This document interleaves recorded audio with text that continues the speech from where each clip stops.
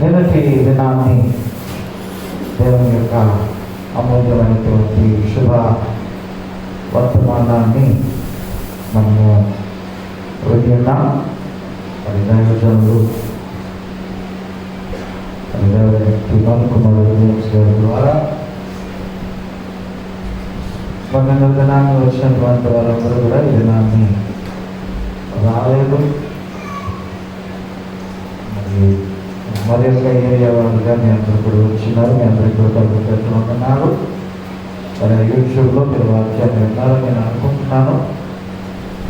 మరి దేవుని బలమైనటువంటి వాక్యాన్ని మనం వినడం దినాన్ని, మరి ఈ దినాన్ని కూడా మరి మన మధ్యలో మరి వారి యొక్క అమూల్యమైనటువంటి సమయాన్ని మన మధ్యలో వెచ్చించొచ్చినందుకు మరి నా పక్షంగా సంఘం అంతటి పక్షంగా హృదయపూర్వకమైనటువంటి వందనాలు హృదయపూర్వకుంటున్నాను.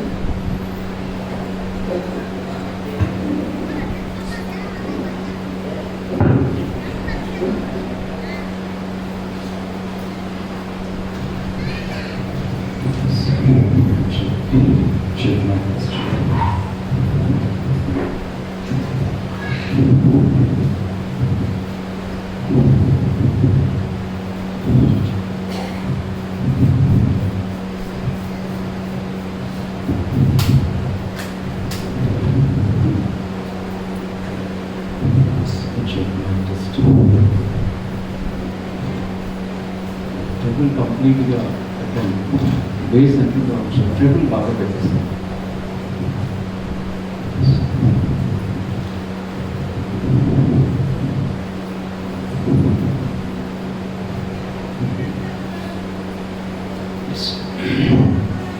ప్రభువైన యేసుక్రీస్తు వారి శ్రేష్టమైన నామంలో మీ అందరికీ కూడా నా హృదయపూర్వకమైన వందనాలు తెలియజేస్తూ ఉన్నాను. ప్రత్యేకంగా ఈ 2 దినాలు ఈ యొక్క హార్వెస్ట్ మీటింగ్స్కి ఇన్వైట్ చేసినటువంటి సేవకులకు, సంఘ పెద్దలు, ప్రతి ఒక్కరికి కూడా మరొకసారి నా హృదయపూర్వకమైన వందనాలు తెలియజేస్తూ ఉన్నాను. సంతోషం. నిన్నటి దినం మనం అర్పణ అంటే ఏంటో దాని గురించి క్లుప్తంగా ధ్యానం చేశాం. అర్పణ అనేటువంటి పదానికి ఇచ్చి వేయటం, వదులుకోవటం మరియు వదులుకోవటం, హక్కును కోల్పోవటం అనేటువంటి పదాలని మనం నిన్నటి దినం ధ్యానం చేస్తూ,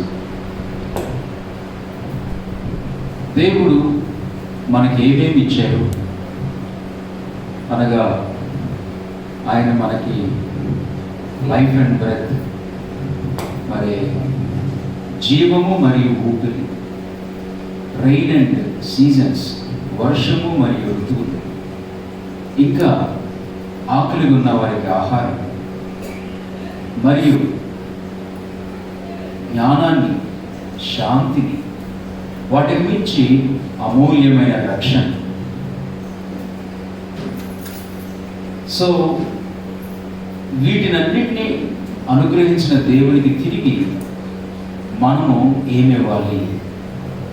ప్రాథమికంగా దేవుడికి కానుకలు అవసరం లేదు. ప్రాథమికంగా అంటే అవి అవసరమే, కానీ ప్రాథమికంగా కాదు.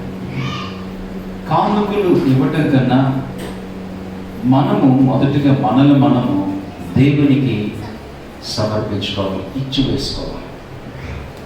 ఎందుకంటే ఆయన శ్రీమంతుడు అయి ఉండి, ఆయన ధనవంతుడు అయి ఉండి, దరిద్రులైన మనలను ఆధ్యాత్మికంగా ధనవంతులు చేయడం కొరకు ఆయన దరిద్రుడు ఆయన. సో ఇంత ప్రేమను చూపించినటువంటి దేవునికి, తన ప్రియకుమారుడైన యేసుక్రీస్తుకి మనం ఏమివ్వాలి? అందుకని నిన్నటి దినం 3 విషయాలు చెప్పాను. మొట్టమొదటిగా మన దేహాన్ని దేవునికి అర్పించాలి. అది కూడా సజీవ యాగంగా, పరిశుద్ధంగా, అనుకూలముగా దేవునికి ఇవ్వాలి. పరిశుద్ధత అంటే తెల్లబట్టలు కాదని, పరిశుద్ధత అంటే వస్తువులు తీసివేయడం కాదని, పరిశుద్ధత అంటే ఆత్మచేత నింపబడ్డం కూడా కాదు అని. పరిశుద్ధత అంటే ప్రత్యేకంగా జీవించడం, భిన్నమైన జీవన శైలి, వాక్యానుసారమైన జీవన శైలి అని విన్నాం. సో మన దేహము దేవుని ఆలయమని, నిలయానికి ఆలయానికి ఉన్న డిఫరెన్స్ విన్నాం. అంత మాత్రమే కాదు, ఒక చిన్న కుందేలు తన స్వభావం చొప్పున అది చనిపోవడానికని ఇష్టపడేది కానీ మురికిని అంటించుకోవడానికి ఇష్టపడేది. ఒక చిన్న జంతువుకి ఇలాంటి టీచింగ్స్ లేవు, ఇలాంటి ప్రసంగాలు లేవు. కానీ దేవుడు పెట్టినటువంటి ఆ స్వభావం అది అర్థం చేసుకొని దాని ప్రకారం మురికినైతే అంటించుకొని చావనన్నా చేస్తాను. రాత్రి చాలా మంచి విషయాలు మనం విన్నాం. ఇక రెండోది, దేవుడికి ఇవ్వాల్సింది ఏంటి అన్న దగ్గర మన యొక్క స్తుతి యాగం. స్తుతి వేరు, స్తుతి యాగం వేరు అని. స్తుతి సాధారణంగా దేవుడు మనకు చేసిన మేలును బట్టి చేసేదని, ఆయన మనకు అనుగ్రహించిన ఆశీర్వాదాలను బట్టి చెల్లించేదని.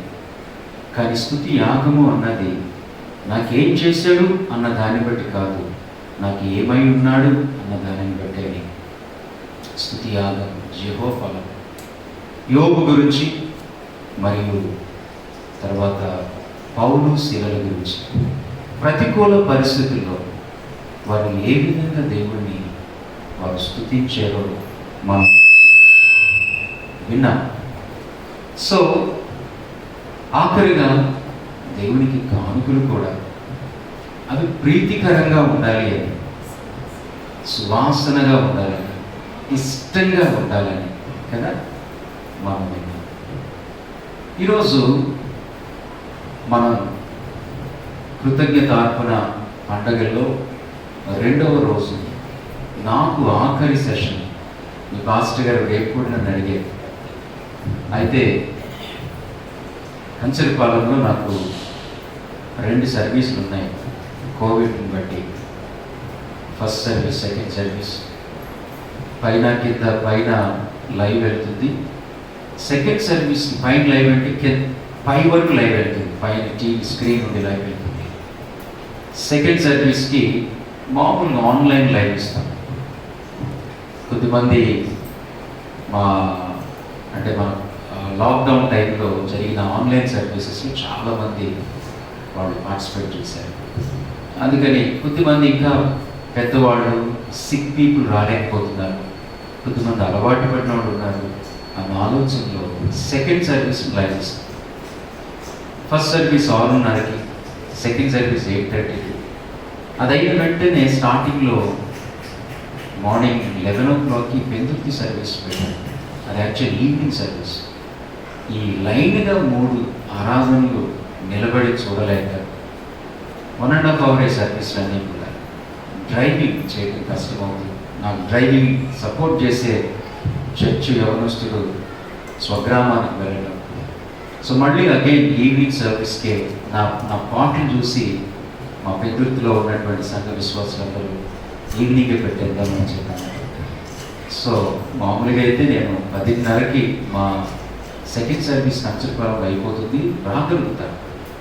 అయినప్పటికీ ఆ డ్రైవింగ్ తాలూకు ప్రాబ్లము ఆ కారణం చేత వీలైతే చూడండి అంటే మిమ్మల్ని ఇబ్బంది పెట్టని పాస్టర్ గారు అన్నారు. సో ఆ కారణం చేత ఈ 2 రోజుల్లో నాకు ఇది ఆఖరి రోజు. ఈరోజు కూడా మనం ఇదే సబ్జెక్ట్ని కొంచెం ముందుకు తీసుకువెళ్దాం. ఒక చర్చ్ సర్వీస్కి ఒక కుటుంబం అంతా కూడా ఒక సంఘ ఆరాధనకి అటెండ్ అయ్యి ఆరాధన అంతా ముగించుకొని ఇంటికి తిరిగి వచ్చారు. మధ్యాహ్నం పూట డైనింగ్ టేబుల్ దగ్గర కూర్చొని ఆ రోజు ఆరాధన గురించి వారు మాట్లాడుకుంటూ ఉన్నారు. అందులో వాళ్ళ అమ్మాయి, టీనేజ్ గర్ల్, భోజనం దగ్గర మాట్లాడుతూ, ఈరోజు నాకు పాటలు అస్సలు నచ్చలేదు అంతే. అనగానే వెంటనే వాళ్ళ బామ్మగారు కూడా అందుకొని ప్రసంగం కూడా చాలా బోరు కొట్టించింది అంటారు. తర్వాత ఆ కుటుంబ యజమానురాలు మాట్లాడుతూ, ఆవిడకి ఎందుకు ఇచ్చారో ప్రార్థన నాకు అర్థం కాలేదు అంది. తర్వాత వాళ్ళ కుటుంబ యజమాని కూడా మాట్లాడుతూ కానుకల గురించి అంత ఓవర్ యాక్షన్గా చెప్పాల్సిన అవసరం లేదనిపించింది నాకు అని అన్నాడు. ఇక ఆఖరిగా మిగిలిపోయినోడు 12 సంవత్సరాల పిల్లోడు ఇంట్లో చిన్నప్పుడు.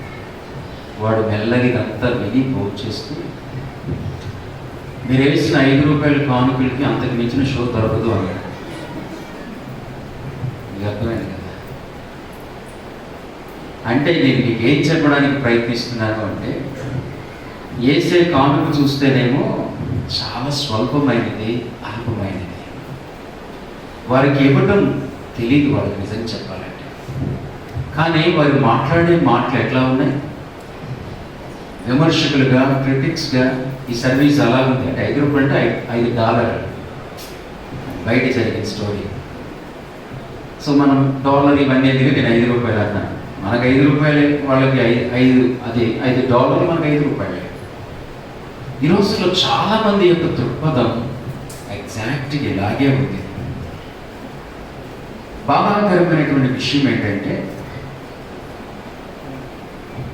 చాలామందికి ఇవ్వటం గురించినటువంటి విషయంలో సదభిప్రాయాలు లేవు. బట్ బైబిల్ అద్భుతమైనటువంటి పుస్తకం. అపోస్తల కార్యాలు 20వ అధ్యాయం 35వ వచనంలో giving is better than receiving అంటే పుచ్చుకొనుట కంటే ఇచ్చుట ధన్యం. ఎంత బాగుంది! మనందరికీ కూడా ఒక అలవాటు ఉండాలి. తీసుకోవటం కంటే, అంటే మనం ఇవ్వటం కంటే ఎక్కువగా తీసుకుంటూ ఉంటాం. మన నేచర్ చూడండి, ఏదన్నా ఒక వస్తువు మనం ఎవరికైనా అమ్మాలనుకోండి, దాన్ని మనం ఏం చేస్తామంటే ఎక్కువగా అమ్మడానికి ప్రయత్నం చేస్తాం. మనం కొనాలనుకోండి, చెప్పండి, తక్కువగా కొనాలి. మన వరకు ఏదైనా వస్తువు కొనుక్కోవాలనుకోనండి, మంచి ఖరీదైనా పర్వాలేదు అనుకోండి. ఎవరికైనా ఇవ్వాలనుకోండి, వీలైనంత వరకు తక్కువగా ఇస్తాం. ఒకవేళ అవతల వాళ్ళు కొంచెం మంచి కుటుంబమో కొంచెం హైఫై అనుకోండి, వాళ్ళకి తగ్గట్టుది ఒకవేళ ఇవ్వాలి అని అనుకుంటే దాని వెనకాల గిఫ్ట్ ప్యాక్ చేసేవాళ్ళు అడుగుతారు, సార్ స్టిక్కర్ తీసేయమంటారా రేటు అని. ఇంతకు ముందు అంతా కూడానేమో తక్కువ ఇస్తాం కాబట్టి తీసేయండి అన్నాం. ఇప్పుడు అది కొంచెం ఎక్కువ కాబట్టి చెప్పండి కొంచెం పర్వాలేదు అన్నాం. దీన్ని బట్టి అసలు ఈ ఇవ్వటాలు పుచ్చుకోవటాల దగ్గర మనకి సదాభిప్రాయాలు ఏమీ కూడా సరిగ్గా లేవు అని చెప్పచ్చు. బైబిల్ ఎంత స్పష్టంగా పుచ్చుకొనుట కంటే ఇచ్చుట ధన్యము అని చెప్పింది. అందుకనే 1 కొరింథీయులకు రాసిన పత్రిక 13వ అధ్యాయం అంతా కూడా ప్రేమ గురించి చెప్పి, ఆ కిందకు వచ్చిన తర్వాత 3 నిలిచి ఉంటాయి అన్నాడు కదా. 1 విశ్వాసం, 2 నిరీక్షణ, 3 ప్రేమ. మరలా ఈ 3 2 నుండి, అనగా విశ్వాసము నిరీక్షణ నుండి ప్రేమను వేరు చేసేసాడు. ఎందుకు? విశ్వాసము నిరీక్షణ తీసుకోవటానికి ఇష్టపడుతుంది, విశ్వాసము నిరీక్షణ పొందుకోవటానికి ఎదురు చూస్తుంది. కానీ ప్రేమ నా దగ్గర ఉందా లేదా అని చూడదు, అది ఇతరుల క్షేమం కోరుతుంది, ఇతరుల గురించే పట్టించుకుంటుంది. దాన్నే అగాపే ప్రేమ అన్నారు. దానికి షరతులు లేవు, దానికి పరిధులు కూడా లేవు. ఆయన తన సమస్తాన్ని దారబోసేశాడు. ఈరోజు ఆయనకి మనము ఎంత ఇచ్చినా, ఎన్ని సంవత్సరాలు ఇచ్చినా, నేను అంటాను ఆయనకి ఇంకా మనం రుణపడే ఉంటాం అని అంటాను. మరలా చెప్పిన ఆ మాట, విశ్వాసము నిరీక్షణ తీసుకోవటానికి, పుచ్చుకోవటానికి, పొందుకోవటానికి వెయిట్ చేస్తుంది. కానీ ప్రేమ ఇవ్వటానికి ఆతృత పడుతుంది. అందుకనే విశ్వాసము నిరీక్షణలో నుంచి చెప్పండి ప్రేమను వేరు చేశాడు. బాగుంది కదా.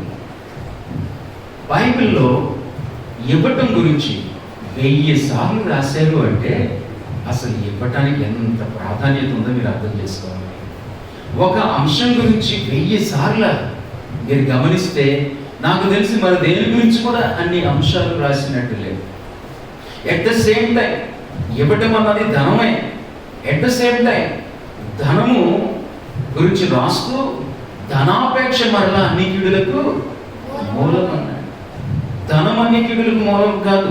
పాపం కొంతమంది ఆ చిన్న మాట మర్చిపోయి చెప్పేస్తూ ఉంటారు. ధనం అన్ని కీడులకు మూలం కాదు. ధనం కావాలి పిల్లలు ఫీజులు కట్టడానికి, ఏమంటే తర్వాత హౌసింగ్ లోన్లు కట్టడానికి, పెట్రోల్ కోసం, కరెంట్ బిల్స్ కోసం, ప్రయాణాల కోసం ధనం కావాలి.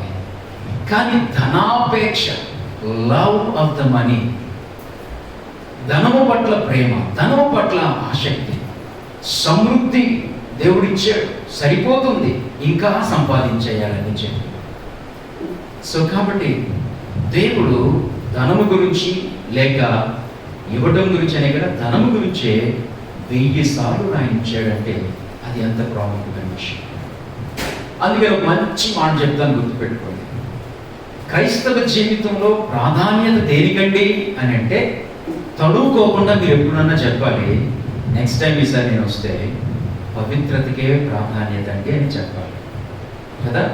ఎందుకంటే నేను పవిత్రుడిని కనుక మీరును అంతే. క్రిస్టియానిటీ యొక్క ఐడెంటిటీ నాకు తెలిసి 2 విషయాలు. ఒకటి ఏంటంటే పవిత్రత, రెండోది ఏంటంటే ప్రేమ ఈజ్ ఈక్వల్ టు సాక్ష్యం. గుర్తుపెట్టుకుంటారు ఇలాంటి ఈక్వేషన్స్ అన్నీ కూడా. పవిత్రత plus Prema is equal to చెప్పండి, అది క్రిస్టియన్ ఐడెంటిటీ. ప్రెసిడెంట్లుగా పవిత్రతకి ఎంత ప్రాధాన్యత ఉందో వినండి ఆ మాటని. ఇవ్వటానికి కూడా సేమ్ ప్రాధాన్యత. ఇక హెచ్చు తగ్గులు లేవు.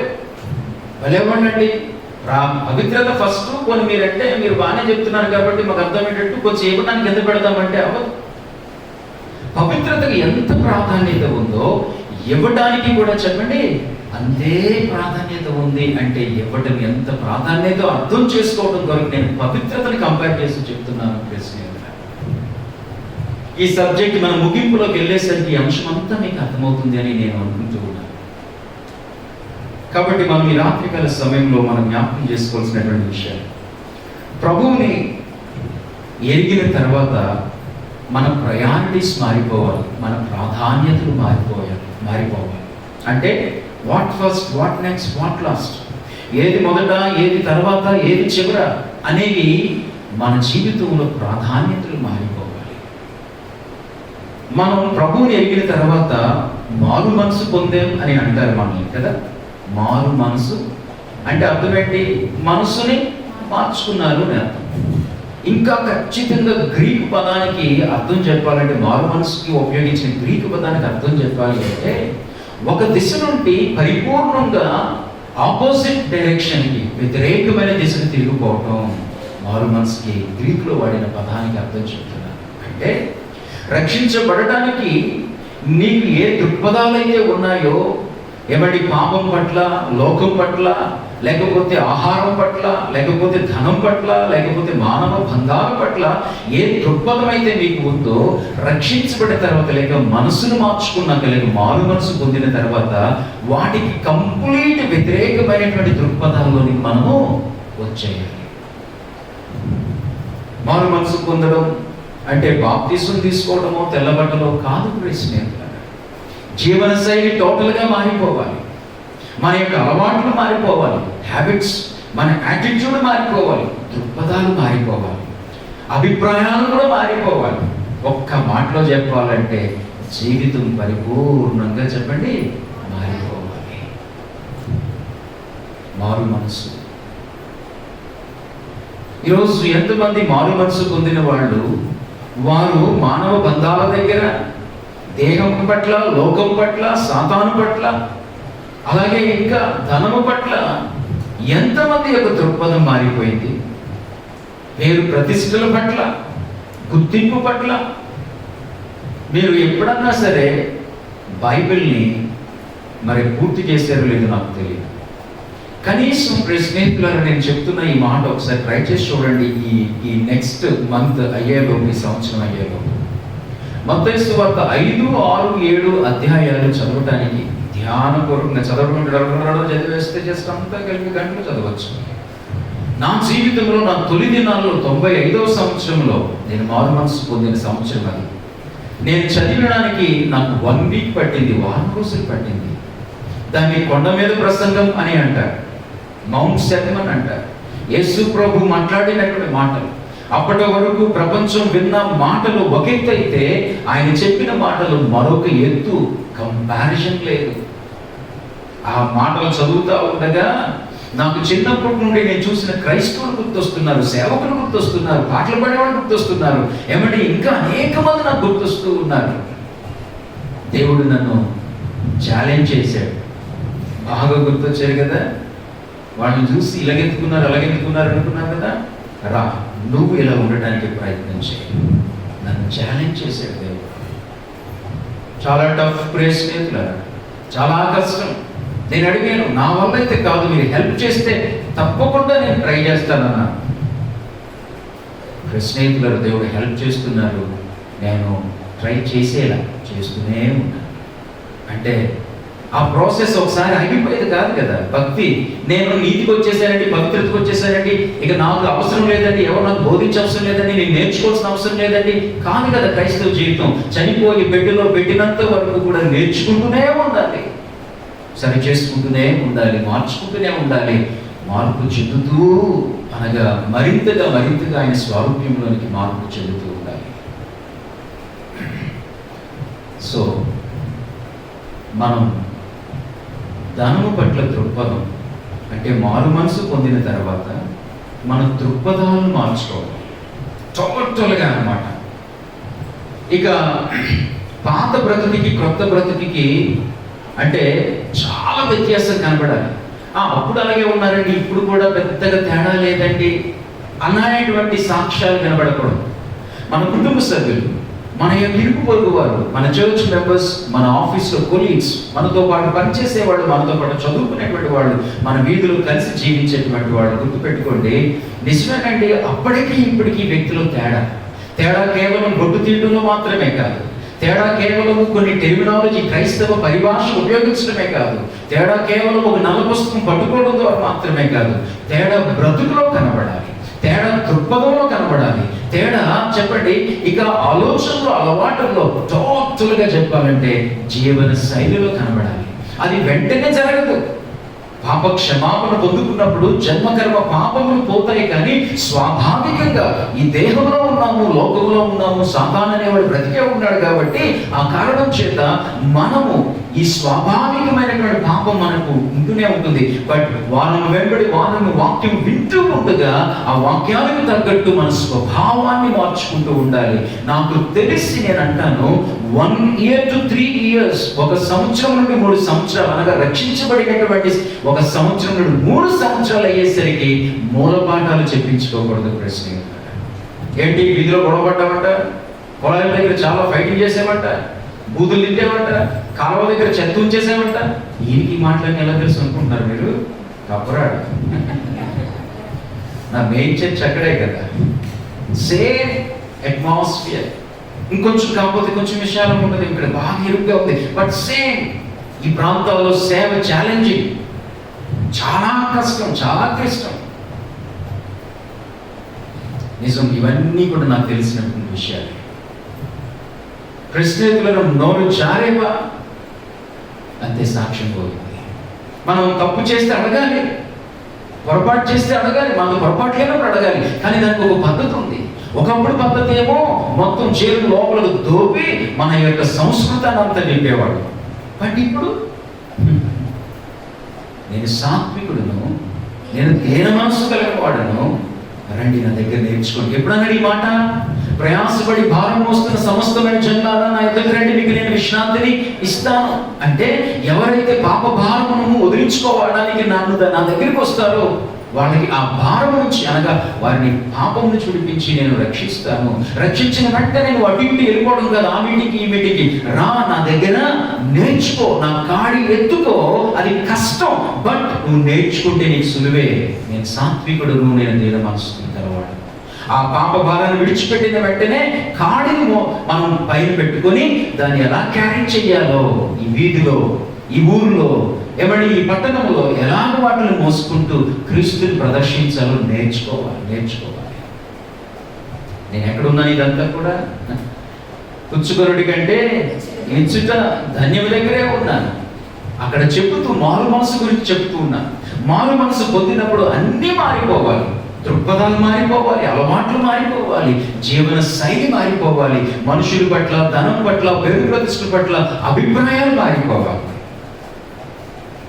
Complete change.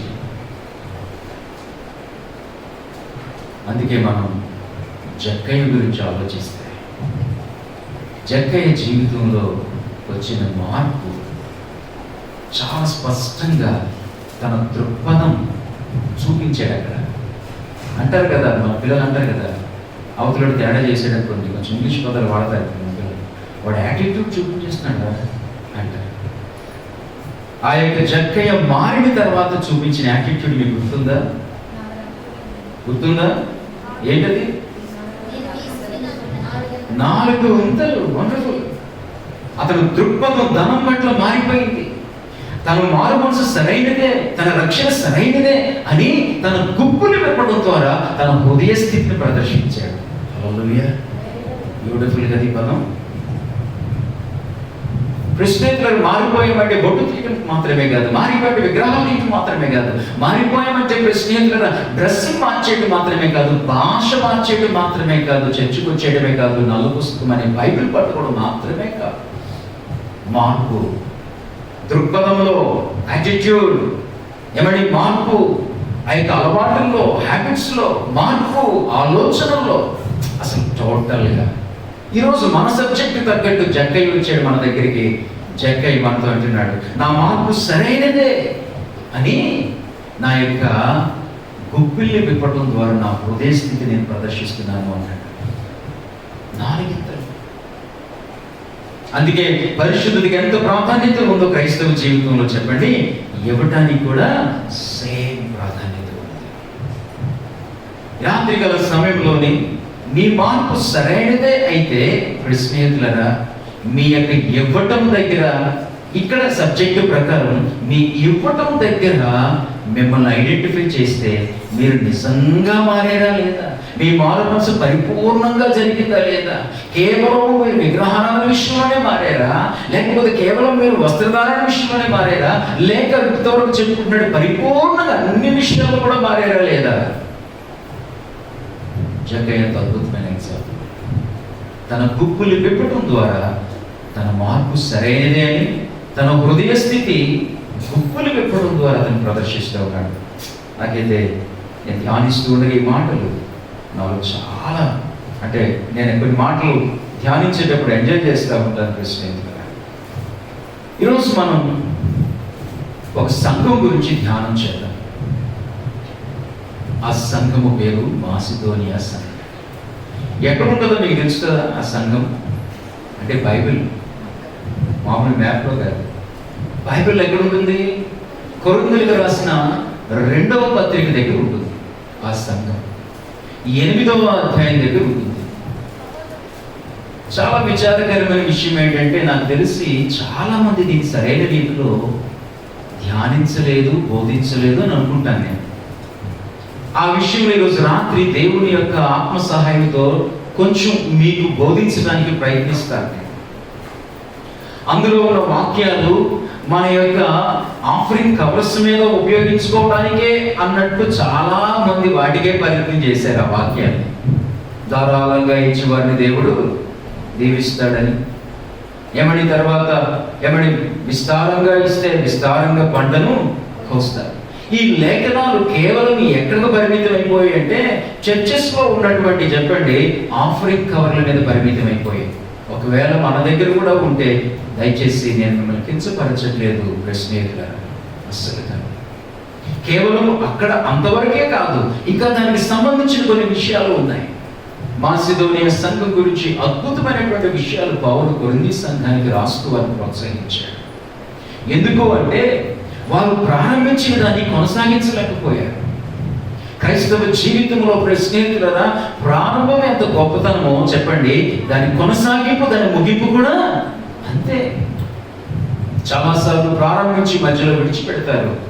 ఏమండి, ఏదైనా సరే, ఎంత కష్టమైనా సరే. అందుకని ప్రభు యొక్క పరిచర్యలో, ప్రభు కార్యాభివృద్ధి ఎందు ఎప్పటికీనూ ఆసక్తి పరులై ఉండండి, స్థిరులను కదల్చబడిన వారిగా ఉండండి అంటాడు. సో నాగటి మీద చెయ్యేస్తే చెప్పండి, మరలా నాగటి మీద చెయ్యి తీయకూడదంట, వెనక్కి తిరిగి చూడకూడదంట. ఈ మాటలు ఇప్పుడెందుకు చెప్తున్నాను అంటే, ఒకవేళ దేవునికి ఇచ్చే విషయంలో కూడా స్నేహితులారా, మనం ప్రారంభిస్తే ఏదన్నా అది 600 మనవాళ్ళు ఏమంటారు, 100 అది మాత్రం జరగాల్సిందే, కొనసాగించాల్సిందే. 95లో నేను రక్షించబడి 98-99 మిషనరీ సేవ అంటే ఏంటో తెలుసుకున్నాను, వారి త్యాగం ఏంటో తెలుసుకున్నాను. సో సంఘానికి మిషనరీస్ గురించి, మిషనరీ పరిచయం గురించి పరిచయం చేసి వాళ్ళ కోసం ప్రార్థన చేయడం మన బాధ్యత అని నేర్పించి 2000వ సంవత్సరం నుండి మిషనరీ కాను కూడా ఇద్దాము అని సంఘానికి ప్రోత్సాహించాను. జస్ట్ నెలకు 30 రూపాయలు, అంటే రోజుకి ఎంత, ₹1. ప్రశ్నలు అద్భుతంగా రెస్పాండ్ అయ్యారు. దేవుడు విశ్వాసులను, కుటుంబాలని, సంఘాన్ని, సేవకుని దీవించడం ప్రారంభించాడు. నెలకి ₹27,000 మిషన్స్కి ఇస్తాను నేను. ₹27,000 ఆల్ మిషన్స్కి, 9 మిషనరీ ఆర్గనైజేషన్స్కి ఇస్తాను. ఇది మీ ప్రోత్సాహం కొరకు, దేవుని మహిమ కొరకు చెప్తున్నాను, సబ్జెక్టులో భాగంగా.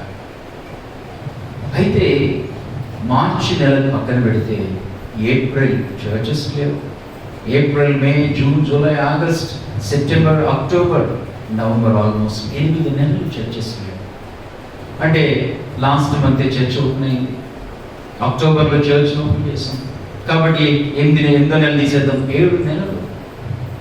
నాకున్న అలవాటు చెప్పున ప్రెసిడెంట్లో ఆన్లైన్లోని సంఘ క్రమం పాడవకూడదు అన్న ఆలోచనతో సంఘంలో ఆరాధన ఎలా ఉంటుందో ఆ ఆరాధన ప్రకారమే చేసుకుంటూ వచ్చాను. మెయిన్ మెసేజ్ తర్వాత ఏముంటుంది సాధారణంగా సంఘ క్రమంలో? మెయిన్ మెసేజ్ తర్వాత ఏముంటుంది సంఘ క్రమంలో? కానుకలు ఉంటాయి. ఆ మాట నేను ఉపయోగించాను, ఎందుకంటే ఆన్లైన్లో చాలా మంది చూస్తున్నారు. కేవలం మా వాళ్ళే కాకుండా మా సంఘస్థుల కొరకే చేశాను తప్ప నేను బయట కోసం చేయలేదు. ఆన్లైన్ దేవుడితో కనెక్ట్ చేసి ఉంచాను, క్రమం తప్పిపోకూడదు అన్న ఆలోచనతో ఆన్లైన్ రికార్డ్ చేస్తూ దాన్ని యూట్యూబ్లో పెడుతూ ఉండేవాడు, ప్రీ రికార్డెడ్. తర్వాత కొన్నాళ్ళకి జూమ్లోకి వచ్చాను, ఎందుకంటే మా ఏరియాలో కేసులు పెరిగేసి ఆ సమయంలో అక్కడికి వెళ్ళకుండా మేము ఇంకా ఇంట్లోనే కూర్చొని జూమ్లో లైవ్ మాట్లాడుతున్నాం. అది కూడా యూట్యూబ్కి లైవ్ వెళ్తుండేది. కానీ ఆ మెయిన్ మెసేజ్ తర్వాత ఏ రోజు కూడా నేను కానుకల గురించినటువంటి పదం ఉపయోగించలేదు. ప్రత్యేకమైన పాట పాడుకుందాం అనేవాడి, ఒక పల్లవి, ఒక చరణం.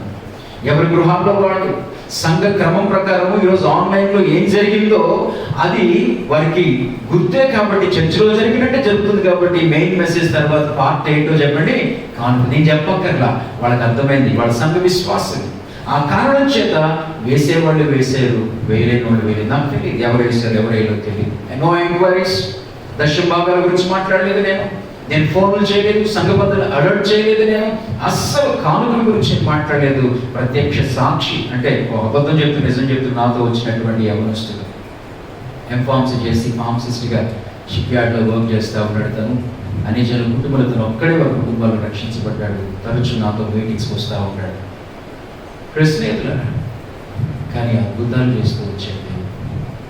కోవిడ్ నేను గ్రహించింది ఏంటంటే, మానవాళికి దేవుడు పాఠాలు నేర్పించేటువంటి కాలంగా నేను గ్రహించాను. రక్షణ లేని వాళ్ళు ఇటువంటి భయంకరమైన పరిస్థితుల్లో దేవుని వైపు తిరగడం కొరకు దేవుడు ఈ సమయాన్ని అలౌ చేశాడని గ్రహించారు. విశ్వాసుల విషయంలో వారు రాకడ కొరకు సిద్ధపడడం కొరకు, మరింత నీతి, మరింత పవిత్రత కొరకు దేవుడు దీన్ని అలౌ చేశాడు అన్న సంగతి నేను గ్రహించాను. మ్యూజిషియన్స్ ఒకవేళ సంఘంలో ఎవరు ఉంటే నన్ను క్షమించండి, నేను జనరల్గా మాట్లాడుతూ ఉన్నాను. మ్యూజిక్ ప్లే చేసేటువంటి వాళ్ళు, మీటింగ్స్కి వెళ్ళి ప్లే చేసేటువంటి వాళ్ళు, వాళ్ళకి చాలాసార్లు నిజంగా ఫెయిత్ అంటే ఏంటో, విశ్వాసం అంటే ఏంటో తెలియదు. వాళ్ళ దగ్గర తలాంతు ఉంది. బాబు మా మీటింగ్స్కి వచ్చి ప్లే చేయండి అంటే డిమాండ్ చేస్తారు. ఇవ్వాల్సిందే వాళ్ళకి మనం అంతా. వాళ్ళు ప్లే చేసి బయటకు వెళ్ళిపోతారు, వారు వాక్యాలు వినరు. అలాంటి వాళ్ళు చాలా ఇబ్బంది పడ్డారు ఈ సీజన్లో. నూడిల్ షాపులు పెట్టుకున్న వాళ్ళు కొంతమంది, కాయగూరల షాపులు పెట్టుకున్న వాళ్ళు కొంతమంది. స్నేహితులారా, ఏదో పెద్ద మనసుతో నేను సహాయం చేసేద్దాం అనుకున్నాను వాళ్ళకి. దేవుడు ఎలా చేయలేదు. తర్వాత నేను గ్రహించాను, దేవుడు నాకు నేర్పించిన విషయం, నువ్వు అనవసరంగా జోక్యం చేసుకోవద్దు. నువ్వు చేయాల్సిన సహాయం ఎవరెవరు చేసావో నేను చూశాను, గాడ్ బ్లెస్ యూ. బట్ వాళ్ళకి పాఠాలు నేర్చుకునే సమయం, వారికి విశ్వాసం అంటే ఏంటో నేను నేర్పించాలనుకుంటున్నాను. నువ్వు మధ్యలో అడ్డుపడకు అన్నట్టు నేను ఆత్మలో గ్రహించాను. స్నేహితులారా, ఇది ఈ కోవిడ్ కాలము పాఠాలు నేర్చుకునేటువంటి కాలం. వీలైతే యూట్యూబ్లో నా డైలీ డివోషన్స్ ఆడియో వస్తుంది, వీడియో కనబడదు. భవిష్యత్తులో ఎప్పుడైనా వాటిని చేస్తాను. ప్రపంచవ్యాప్తంగా యూట్యూబ్ని పక్కన పెడితే 5-6 వేల మంది పైగా వింటున్నారు. ఐఏఎస్లు, ఐపీఎస్, డాక్టర్లు, ఇంజనీర్స్ కూడా వింటున్నారు. అనేక మంది సేవకులు వింటున్నారు. ఈ సెకండ్ ఫేజ్లో కేవలం 5 రోజులు నేను అందిస్తూ ఉన్నాను. వీలైతే వెనక్కి వెళ్ళి ఒకసారి ఎప్పుడన్నా దయచేసి ఒక్కొక్క టైటిల్ 5 నిమిషాలు, 35 నిమిషాల ప్రసంగం, 5 నిమిషాలు ప్రశ్న ట్రై చేసి చూడండి. ఇతరులకు పంపించడానికి ప్రయత్నం చేసి చూడండి. అద్భుతాలు జరిగాయి. నిజంగా దేవుడు బయట నుంచి నాకేం కానుకలు రాలేదు. పుట్టిన యూట్యూబ్లోకి వెళ్ళారంటే ఏదో వచ్చి అది సవరించాలి, మీకు మళ్ళీ ఆ క్లారిఫికేషన్ ఇవ్వాలి. నేనేం చెప్పడానికి ప్రయత్నిస్తున్నానంటే, ప్రభా నేను తిన్నా తినకపోయినా మిషనరీస్ మాత్రం ఆగిపోకూడదు. మేము ప్రారంభించినటువంటి ఆ పని ఆగకూడదు నాయనా. కాబట్టి మీరు నాకు సహాయం చేస్తే నేను వారికి సహాయం చేస్తాను. జ్ఞానంగా ఉన్నట్టు అనిపించాలి ప్రార్థన. ఇందులో ఏ మాయ లేదు, ఏ తెలివితేటలు లేదు. మీరు నాకు ఇస్తే నేను వాళ్ళకి ఇవ్వగలుగుతాను. వాళ్ళ గురించి నాకు భారం ఉంది అయ్యా. వాళ్ళ సాక్రిఫైస్ వేరు, వాళ్ళ త్యాగం వేరు. మా ప్రార్థన ఇవే వేసుకుంటున్నాడు. అద్భుతం, ఆశ్చర్యం. 7 నెలల్లో ₹1 తగ్గించలేదు. 27,000 రూపాయలు చర్చ లేకుండా, కానుకలు లేకుండా నేను పంపిస్తూనే ఉన్నాను. స్నేహితులు, హల్లెలూయా. రాత్రికాల సమయంలో కొరింథీ సంఘము ఒక పనిని ప్రారంభించి పరిచయ నిమిత్తమై ఇస్తామని చెప్పి వాళ్ళు ఏం చేశారంటే మధ్యలో ఆపేశారు. అటువంటి పరిస్థితుల్లోని పౌలు వీళ్ళకి ఉత్తరం రాస్తూ మాసిదోనియా సంఘాన్ని మరొకసారి ముందుకు తీసుకొచ్చి వారి ద్వారా వారిని ప్రోత్సహించారు. దాంట్లో బ్యూటిఫుల్ వర్సెస్ ఉన్నాయి. కొరింథీయులకు రాసినటువంటి 2వ పత్రిక 8వ అధ్యాయంలో అతడు రాస్తూ అంటాడు, సహోదరులారా, మాసిదోనియా సంఘములకు అనుగ్రహింపబడి ఉన్న దేవుని కృపను గురించి మీకు తెలియచేయుచున్నాము. ఎలాగనగా వారు బహుశ్రమ వలన పరీక్షింపబడగా అత్యధికముగా సంతోషించరి, మరియు వారు నిరుపేదలైనను వారి దాతృత్వము బహుగా విస్తరించరు. ఈ పదాలు మీరు ఐడెంటిఫై చేశారా? ఒకటి, వారు శ్రమల గుండా వెళ్తున్నారు, వారి కష్టాల గుండా వెళ్తున్నారు. అయినప్పటికీ కూడా వారు భక్తి విషయంలో, నా విషయంలోని అంటే దేవుని విషయంలో, భక్తి విషయంలో, మా విషయంలో, వాళ్ళు మా అంటే సేవకుల విషయంలో వాళ్ళు శ్రమల గుండా వెళ్తూ కూడా దేవుడిని ప్రేమించే విషయంలో, ఎవరి తర్వాత భక్తిని కాపాడుకునే విషయంలో, తర్వాత సేవకులు పట్టించుకునేటువంటి విషయంలో వాళ్ళు వెనుకంచి వెళ్ళలేదు. పైగా శ్రమల్లో వాళ్ళు ఏం చేశారు చెప్పండి? కోవిడ్ టైంలో నోరు జాయ ఉండాలి. మనం ఏంటి ప్రభా ఈ పరిస్థితులు, ఎందుకు ప్రభా ఈ పరిస్థితులు? ఆయన ఉద్యోగం పోయింది, లేకపోతే ఇంకేదో సమస్య. స్నేహితులరా, వాళ్ళు శ్రమల్లో, చాలా శ్రమలు గుండా వెళుతూ కూడా వాళ్ళు ఏం చేశారంటే చెప్పండి? సంతోషించారు. అక్కడ నేను 3 మాటలు చెప్పాను. దేవుని పట్ల ప్రేమను వారు తగ్గించుకోలేదు, భక్తిని వారు కాపాడుకుంటూ ఉన్నారు, సేవకులను కూడా వాళ్ళు చెప్పండి పట్టించుకుంటూ ఉన్నారు. అందుకని వాళ్ళ గురించి రాస్తూ అన్నాడు. 2వ మాట, వారు నిరుపేదలైనప్పటికీ, ఆ సంఘం ఎవరంటే చెప్పండి? నిరుపేదలు. ఒక ప్రశ్న ఉంటుందని చెప్పండి మాస్టర్ గారిని కూడా, మీరు కూడా. ఈ సంఘానికి వచ్చే వాళ్ళు నిరుపేదలు ఉన్నారా? లేదా పేదలు ఉంటారు. నిరుపేదలు మేబీ ఒకరిద్దరు ఉంటారేమో, అస్సలు లేకుండా ఉంటారు. కానీ యావరేజ్గా, సగటుగా మాట్లాడుకుంటే ఈ సంఘం అంతా నిరుపేదలేనండి. అవునా? మేబీ పేదలు ఉండొచ్చు. నా దగ్గర ఉన్నారు పేదలు, ఉన్నారు, చాలా మంది ఉన్నారు నా దగ్గర. కానీ నిరుపేదలు ఉన్నారా? ఏంటి వాళ్ళిద్దరికీ డిఫరెన్స్? ఏమంటే నిరుపేదలు అంటే అర్థం ఏంటంటే, ఒకరోజు భోజనం ఉంటే ఇంకో రోజు ఉండకపోవచ్చు, ఒక పూట తింటే ఇంకొక పూట తినకపోవచ్చు. వాళ్ళు బట్ అలాగ కోవిడ్ టైంలో సైతం ఎవరైనా ఇబ్బంది పెట్టిన వాళ్ళు ఈ సంఘంలో ఉన్నారా? చూడండి, వారు శ్రమల గుండా వెళ్తూ సంతోషించేది. రెండవది, వారు నిరుపేదలైనప్పటికీ కూడా వారి శక్తికి మించి లేక సామర్థ్యానికి మించి వాళ్ళు ఇలా చేశారు అంటూ మూడో మాట అంటాడు, అసలు వాళ్ళు ఇలా చేస్తారని మేము అనుకోలేదు. ఈవెన్ సేవకులు సైతము చెప్పండి అలా ఎక్స్పెక్ట్ చేయలేదు. అంటే సేవకులు సైతము వాళ్ళు ఏం చేశారంటే సర్ప్రైజ్ చేశారు. రాత్రి ఒక మాట మనం మాట్లాడుకున్నాం. ఆ యొక్క ప్రత్యక్ష గుడారాన్ని కట్టడానికి మోషే ప్రకటించాడు, నీ దగ్గర ఉన్న కానుకలు తీసుకురండి ప్రత్యక్ష గుడారం కట్టడానికి అంటే. అద్భుతం ప్రశ్నేంట్లరా, వేవిక్కువజామునే తీసుకొచ్చారంట. మనం ఎప్పుడైనా సరే దేవుడికి అమ్మో ఇప్పటికే లేట్ అయిపోయింది అని చెప్పి ఉదయాన్నే లేచి మనం దేవుని కానుకిచ్చిన సందర్భాలు ఉన్నాయా? ఇవన్నీ ఆలోచించాలి మీరు. ఫాస్ట్గా రాలేదు కదా, చర్చి పెట్టలేదు కదా, ఇంకా బిల్లు కట్టలేదు కదా, దాని తర్వాత చూద్దాం. కానీ వాళ్ళు ఉదయాన్నే లెగించి ఒక మాట, రెండోది మనఃపూర్వకంగా తెచ్చారు, మనస్ఫూర్తిగా.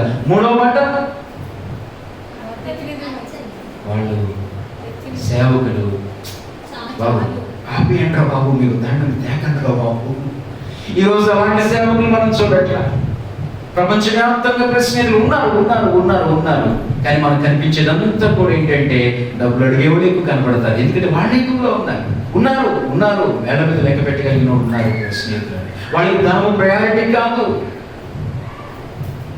దేవుడే ప్రయారిటీ వాళ్ళకి. రాత్రికాల సమయంలోని అద్భుతం నిజంగా వీళ్ళ గురించి రాస్తూ అంటున్నాడు. ఆ మాట కూడా నేను చదవను ఒకసారి.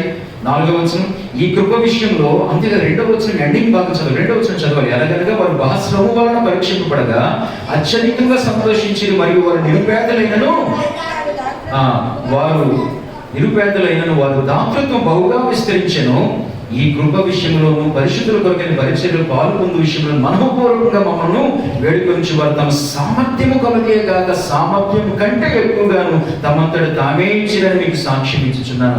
అసలు ఎన్ని అద్భుతమైన పదాలు ఉన్నాయండి. దాతృం నిరుపేదలైనప్పటికీ దాతృత్వం అంటే ఏంటి?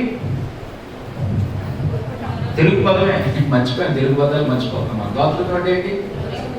సింపుల్ ఇవ్వటం కాదు, ఇవ్వటం కానీ ఎక్కువ.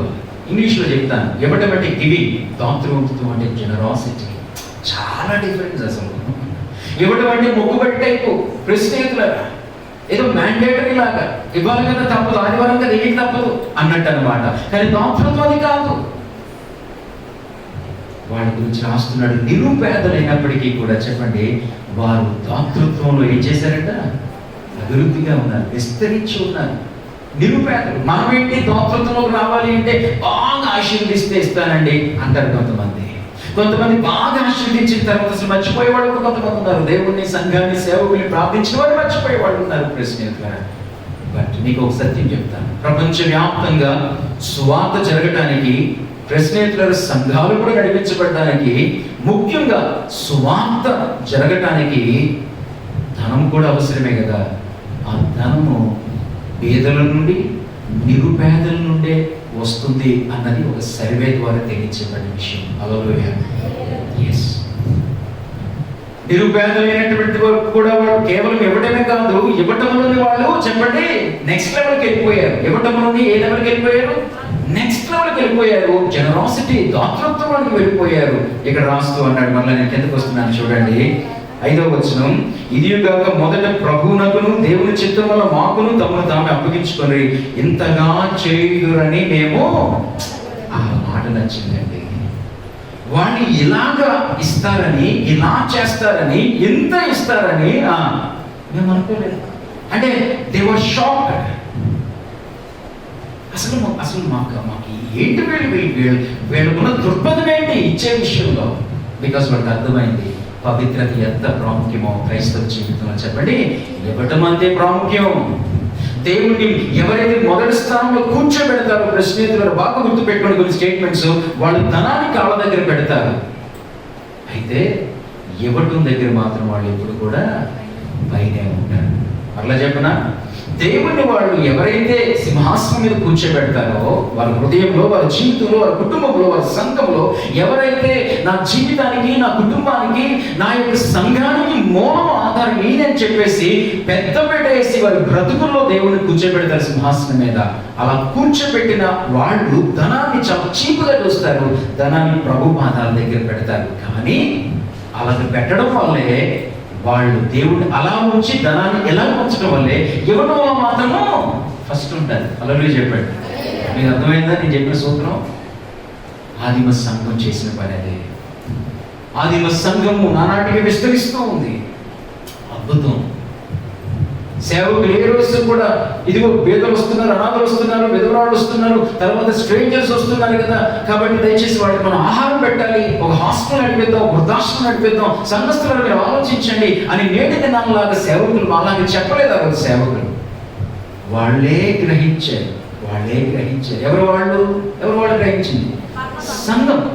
సంఘం గ్రహించింది. ఏ సంఘం? వాస్తవిక ఆదిమ సంఘం, ఫస్ట్ చర్చ్, పేతురు వాళ్ళు నడిపించిన సంఘం. ఏమండి, అరే సేవకులు ప్రసంగాలు చేస్తున్నారు, దేవుడు వాడుకుంటున్నారు, అద్భుతాలు జరుగుతున్నాయి, ప్రజలందరూ ఆకర్షించబడుతున్నారు, మినిస్ట్రీ పెరుగుతూ ఉంది.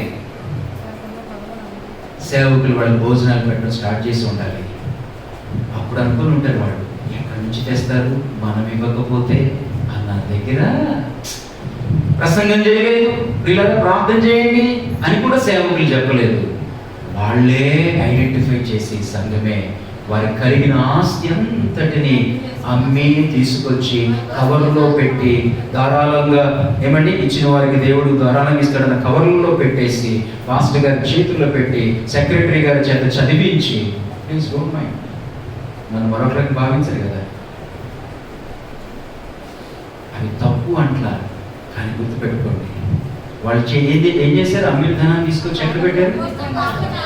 అసలు ఎందుకు రాయించాడు దేవుడు? అది అంత ప్రాముఖ్యమా? ఆ పదం రాయించకపోతే ఏమవుతుంది? పాదాల దగ్గర పెట్టించాడు అన్న పదము ఎందుకు రాయించాల్సి వచ్చింది? ఒక పాఠం నేర్చుకోవటం. ఆదిమ సంఘము దేవుని పట్ల, ధనం పట్ల ఉన్న దృక్పథాన్ని నేటి ఆధునిక సంఘము గమనించి నేర్చుకోవాలన్న దగ్గర ప్రెసిడెంట్ దాన్ని రిజిస్టర్ చేశాడు, దాన్ని నోట్ చేసి ఉంచి పెట్టాడు. కవర్ని ఎందుకు పెట్టలేదు? చేతికి ఎందుకు అందించలేదు? వాళ్ళు పాదాల దగ్గర పెట్టారన్న మాట అంత ఇంపార్టెంట్ గా 2-3 సార్లు ఎందుకు రాయించాడు అపోస్తలుల కార్యాలు స్టార్టింగ్ అధ్యాయంలో? కారణం, వారు నన్ను సింహాసనం మీద పెట్టారు, వారి ధనాన్ని నా కాళ్ళ దగ్గర పెట్టారు, కానీ ఇచ్చే విషయంలో మాత్రం ఇప్పుడు కూడా వారు పైనే ఉన్నారు. అందుకని అక్కడ రాయబడిన మాట, అమ్మిన వాళ్ళకి తక్కువ కాలేదు, పంచిపెట్టిన వాళ్ళకి తక్కువ కాలేదు. పంచిపెట్టిన వాళ్ళు అంటే ఎవరు? అమ్మిన వాళ్ళంటే సంఘస్థులు. గమనించి ఇక్కడ చాలా అవసరతలు ఉన్నాయి, సేవకులు అడగరు కాబట్టి మనమే ఇవ్వాలని చెప్పేసిన తీసుకొచ్చిన వాళ్ళు అమ్మిన వాళ్ళు. రెండోది పంచిపెట్టిన వాళ్ళు ఎవరు? సేవకులు. మూడోది ఎవరు? పుచ్చుకున్న వాళ్ళు. అక్కడ రాయబడిన మాట, ఎవరికి తక్కువ. కొన్ని ప్రిన్సిపల్స్ ఉన్నాయి, కొన్ని పద్ధతులు ఉన్నాయి. ఆ పద్ధతుల ప్రకారం వెళ్ళినప్పుడు ప్రెసిడెంట్ సో ఫెయిత్ఫుల్, ఎంతో నమ్మదగిన వాడు దేవుడు. నిజంగా ఆయన నిజంగా మనం సిగ్గుపరచడు. నేను చూస్తా ఉన్నాను, కొన్ని సంవత్సరాల నుండి నేను చూస్తా ఉన్నాను. నా లైఫ్ చూడడానికి ఏదో కొంచెం రిచ్గా ఏదో ఉంటుందేమో బహుశా. కొంతమంది తప్పులో గాలేశారు, అదే పప్పులో గాలేసారు కదా మీరు, నేను తప్పులో గాలేశాను. కారణం, నాన్న ఒక రిటైర్డ్ పోలీస్ ఆఫీసర్ అయినా. సో లైఫ్ స్టైల్ ఒక రకంగా వెళ్ళింది. నేను ఉంటే అక్కడే ఉండాలి, లేదా ఇంకా పైకి వెళ్ళాలి, కానీ దిగజారలేనుగా. ఒక సర్కిల్ ఇన్స్పెక్టర్ కొడుకు కిందకు వెళ్ళలేనుగా నేను.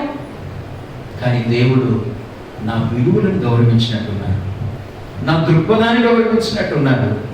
నా దగ్గర ఇప్పటికీ ధనం లేదు, కానీ నా బ్రతుకు చూడడానికి ఉన్నతంగానే ఉంచాడు. మా నాన్న ఉన్న పరిస్థితులు కన్నా, పోలీస్ ఆఫీసర్ కొడుకు కన్నా, పరమ తండ్రి యొక్క బిడ్డగా నన్ను ఇంకా మంచి పరిస్థితుల్లోనికి దేవుడు తీసుకొచ్చాడు. నచ్చితే హల్లెలూయా చెప్పండి ఒకసారి. నన్ను బట్టి దేవుడికే కదా. సో ఎక్కడ మాట్లాడుకుంటున్నాం ఇవన్నీ కూడా? మాసిదోనియా సంఘస్థుల గురించి రాస్తూ ఉన్నాడు. ఇలా చేస్తారనుకోలేదు మేము. ఇంతకీ వాడు ఇలా చేయడానికి కారణం చెప్పాడు. నిరుపేదలై ఉండి శ్రమల మధ్య కూడా భక్తిని, దేవుణ్ణి, మమ్మల్ని వదలకుండా నిరుపేదలై ఉండి శ్రమల మధ్య కూడా వాడు ఎంతగా ఇస్తారు అనుకోలేదు. ఇలా ఇవ్వడానికి కారణం చెప్పాడు. ఆ కారణం నేను చదువుతున్నాను స్నేహితులారా. చూడండి, 8వ అధ్యాయంలోనే 5వ వచనం దగ్గర ఇది కాదు, మొదట ప్రభువునకును దేవుని చిత్తమున మాకును తమ్మును తామే అప్పగించుకున్నారు. వాడు ఎందుకు వాడు ఇలా చేయగలిగారు? వింటున్నారా? ఎందుకు చేయగలిగారు? ఒకటి, దేవుడికి కంప్లీట్గా ఇచ్చేసుకున్నారు. రెండోది, మా మాటలు కూడా గౌరవించారు, మా ప్రసంగాలు బాగా పోటెక్కించుకున్నారు వాళ్ళు. ఆ కారణం చేత ఇలా చేయగలిగారు. అదే మారు మనసు ఒకటైతే, రెండోది అంటే దేవుడికి స్టార్టింగ్ లో దేవుడికి ఇచ్చి వేసుకున్నారు అంటే రక్షణకి సంబంధించింది అనుకుందాం. రెండోది మాకు కూడా అంటే అర్థం ఏంటంటే, మేము చెప్పిన లేఖనాల ప్రకారము వారి స్వభావాన్ని కూడా మార్చుకుంటూ వచ్చారు, వారి యాటిట్యూడ్ ని, వారి యొక్క దృక్పథాన్ని మార్చుకుంటూ వచ్చారు, వారి అభిప్రాయం మార్చుకుంటూ వచ్చారు. అసలు ఇంతగా వాక్యానికి రెస్పాండ్ అవుతారని, ఇంతగా వాక్యానికి స్పందిస్తారని మేము అనుకోలేదు. ఇలా చేయడం గల కారణం దేవుడికి ఇచ్చేసుకున్నారు వాళ్ళని, మాకు కూడా ఇచ్చేసుకున్నారు వాళ్ళని. ఇది జరిగిన రోజు స్నేహితులారా, పవిత్రత పెరుగుద్ది. రెండోది చెప్పండి, పవిత్రతతో సమానంగా ఈరోజు చెప్పండి, ఇవ్వటంలో నెక్స్ట్ లెవెల్కి వెళ్ళిపోతారు. మీరు దాతృత్వం అనేది వెళ్ళిపోతారు. ఇవ్వటం దగ్గర ఆగిపోరు మీరు. చెప్పండి, నెక్స్ట్ లెవెల్ దాతృత్వం, జనరాసిటీలోనికి వెళ్తారు. మనకు తెలుసు, మార్క్స్ 11వ అధ్యాయంలో ఒక్కొక్క వృద్ధ విధవరాల గురించి మనకు తెలుసు. ఆ మందిరంలో ప్రభువు కూడా ఉన్నారు. ఆ రోజు కానుకల సమయంలోని ఏమంటే ఆయన ఎక్కడో దగ్గరలో నిలబడినట్టున్నారు. అందరూ కానుకలు వేస్తూ ఉన్నారు. ఇక వాళ్ళందరి సంగతి మనకు తెలిసిందేగా. చెప్పండి,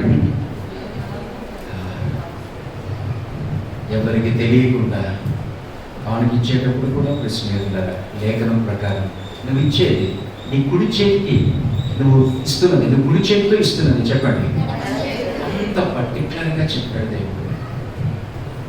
దండో రాయించుకోవాల్సిన అవసరం లేదు, పేర్లు రాయించుకోవాల్సిన అవసరం లేదు.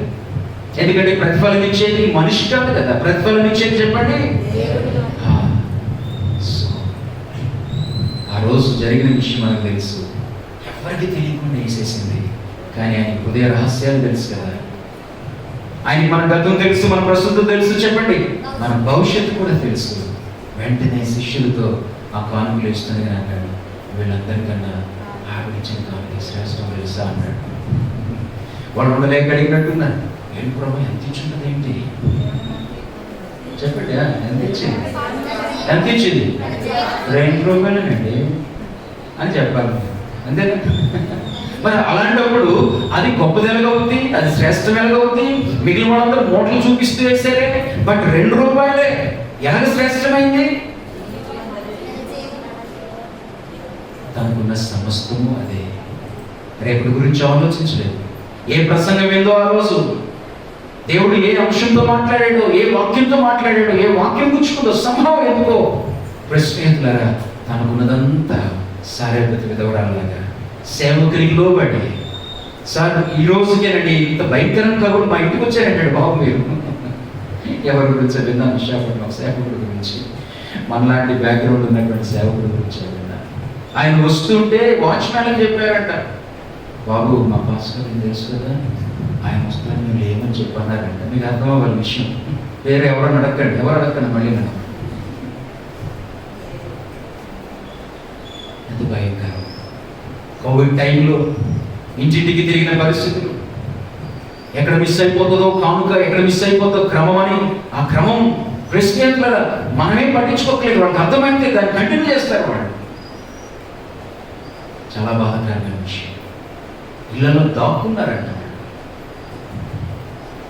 నిజంగా దేవుడు సారేపతి విధవరాల ఇంటికి సేవకుడు వచ్చి, మీకు తెలుసు కదండి ఎంత భయంకరం కరువు వచ్చి మా ఇంటికి వచ్చారు ఏంటండి అంటే, అక్కడ మాట్లాడలేదండి, మనం అలా అనుకుంటున్న వాళ్ళు ఉన్నారంటే ఉండాలి, ఇప్పుడు వచ్చారంటే హాస్పిటల్ అన్నట్టేమో బహుశా. సార్ ఈ పూటకే నాకు నా కొడుకు తినడానికి ఉందండి. ఎస్ అమ్మా, అయినో నాకు తెలుసమ్మా. అది చేసి మొదట నాకు ఆర్గ్యూ చేయలేదు, వాదించలేదు, ప్రశ్నలు తిరిగి ఆయన ప్రసంగం చేయలేదు. ఫస్ట్ మీరు ప్రార్థన చేయండి ఫస్ట్, తర్వాత ఆలోచిస్తాను లేదు, లేకపోతే ఈ రాత్రికి ఆలోచించి రేపు చెబుతాను లేదు. ఇదేది చూపించింది, అద్భుతం జరిగింది.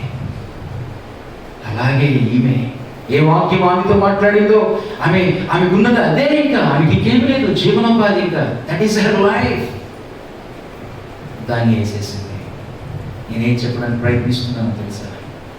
దేవుడు మనము ఎంత ఇచ్చేమో చూడు, ఎలాంటి హృదయంతో ఇచ్చేమో చూస్తాడు. అందుకనే బ్యూటిఫుల్ వర్స్ ఉంది ఇక్కడ ఈ 8వ అధ్యాయంలోని ప్రశ్నేతులారా, మీరు చూడండి ఎంత బాగుందన్నమాట. 11వ వచనం, కావున తలపెట్టుటకు సిద్ధమైన మనసు మీలో ఎలాగ కలిగెనో అలాగే మీ కలిమి కొరకు సంపూర్తి ఎగినట్లు మీరు ఆ కార్యముని ఇప్పుడు నెరవేర్చుడి. చదవండి, ఇక్కడ ఉన్నది నాతో పాటు. మొదట ఒకడు సిద్ధమైన మనసు కలిగి ఉంటే శక్తికి మించి కాదు కానీ కలిమి కొలదే ఇచ్చినది ప్రీతికరమగును. డిసైడ్ చేసుకోవాలి, నేను అనిపించడానికి తక్కువే, నిశ్చయించుకోవాలి హృదయంలో. ఆయన చూపిన ప్రేమ త్యాగాలు మనకు అర్థమైతే స్నేహితులారా, నిజంగా అసలు ఇక మన చెయ్యికి ఎముకుండదు. దేవుడికి ఇచ్చే విషయంలో, పరిచయకి ఇచ్చే విషయంలో, సేవకి విత్తే విషయంలో ఇంకా దానికి ఎముకుండదు. ఎముకుండదు అంటారు కదా, అంటే అర్థమేంటి చెప్పండి. ఇంకా ఎంత ఇస్తున్నారు కూడా వాళ్ళకి తెలియదండి. అందుకనే కింద రాసుకుంటూ ఎంత అద్భుతంగా మాట్లాడుకుంటూ వచ్చాడు చూడండి. ఆ మాటలు కూడాను, ఆ మాటలతోని జస్ట్ ఇంకొక 3 మాటలు చెప్పి నేను క్లోజ్ చేస్తాను. ఆ యొక్క 13వ వచనం నుండి 14వ వచనం నుండి, హెచ్చుగా కూర్చుకునే వారికి ఎక్కువ మిగలేదని, తక్కువగా కూర్చుకునే వారికి తక్కువ కాలేదని రాయబడి అందరికి సమానంగా నిమిత్తం ప్రస్తుతం మీ సమృద్ధి వారి అక్కర్లకును మరి ఒకప్పుడు వారి సమృద్ధి మీ అక్కర్లకు సహాయమై ఉండవాలని ఇలాగూ చెప్పుచున్నాను. మీరు చేసింది ఎంత మంచి పని మీకు అర్థం కావట్లా, ఎందుకు మీరు మధ్యలో ఆపేశారు?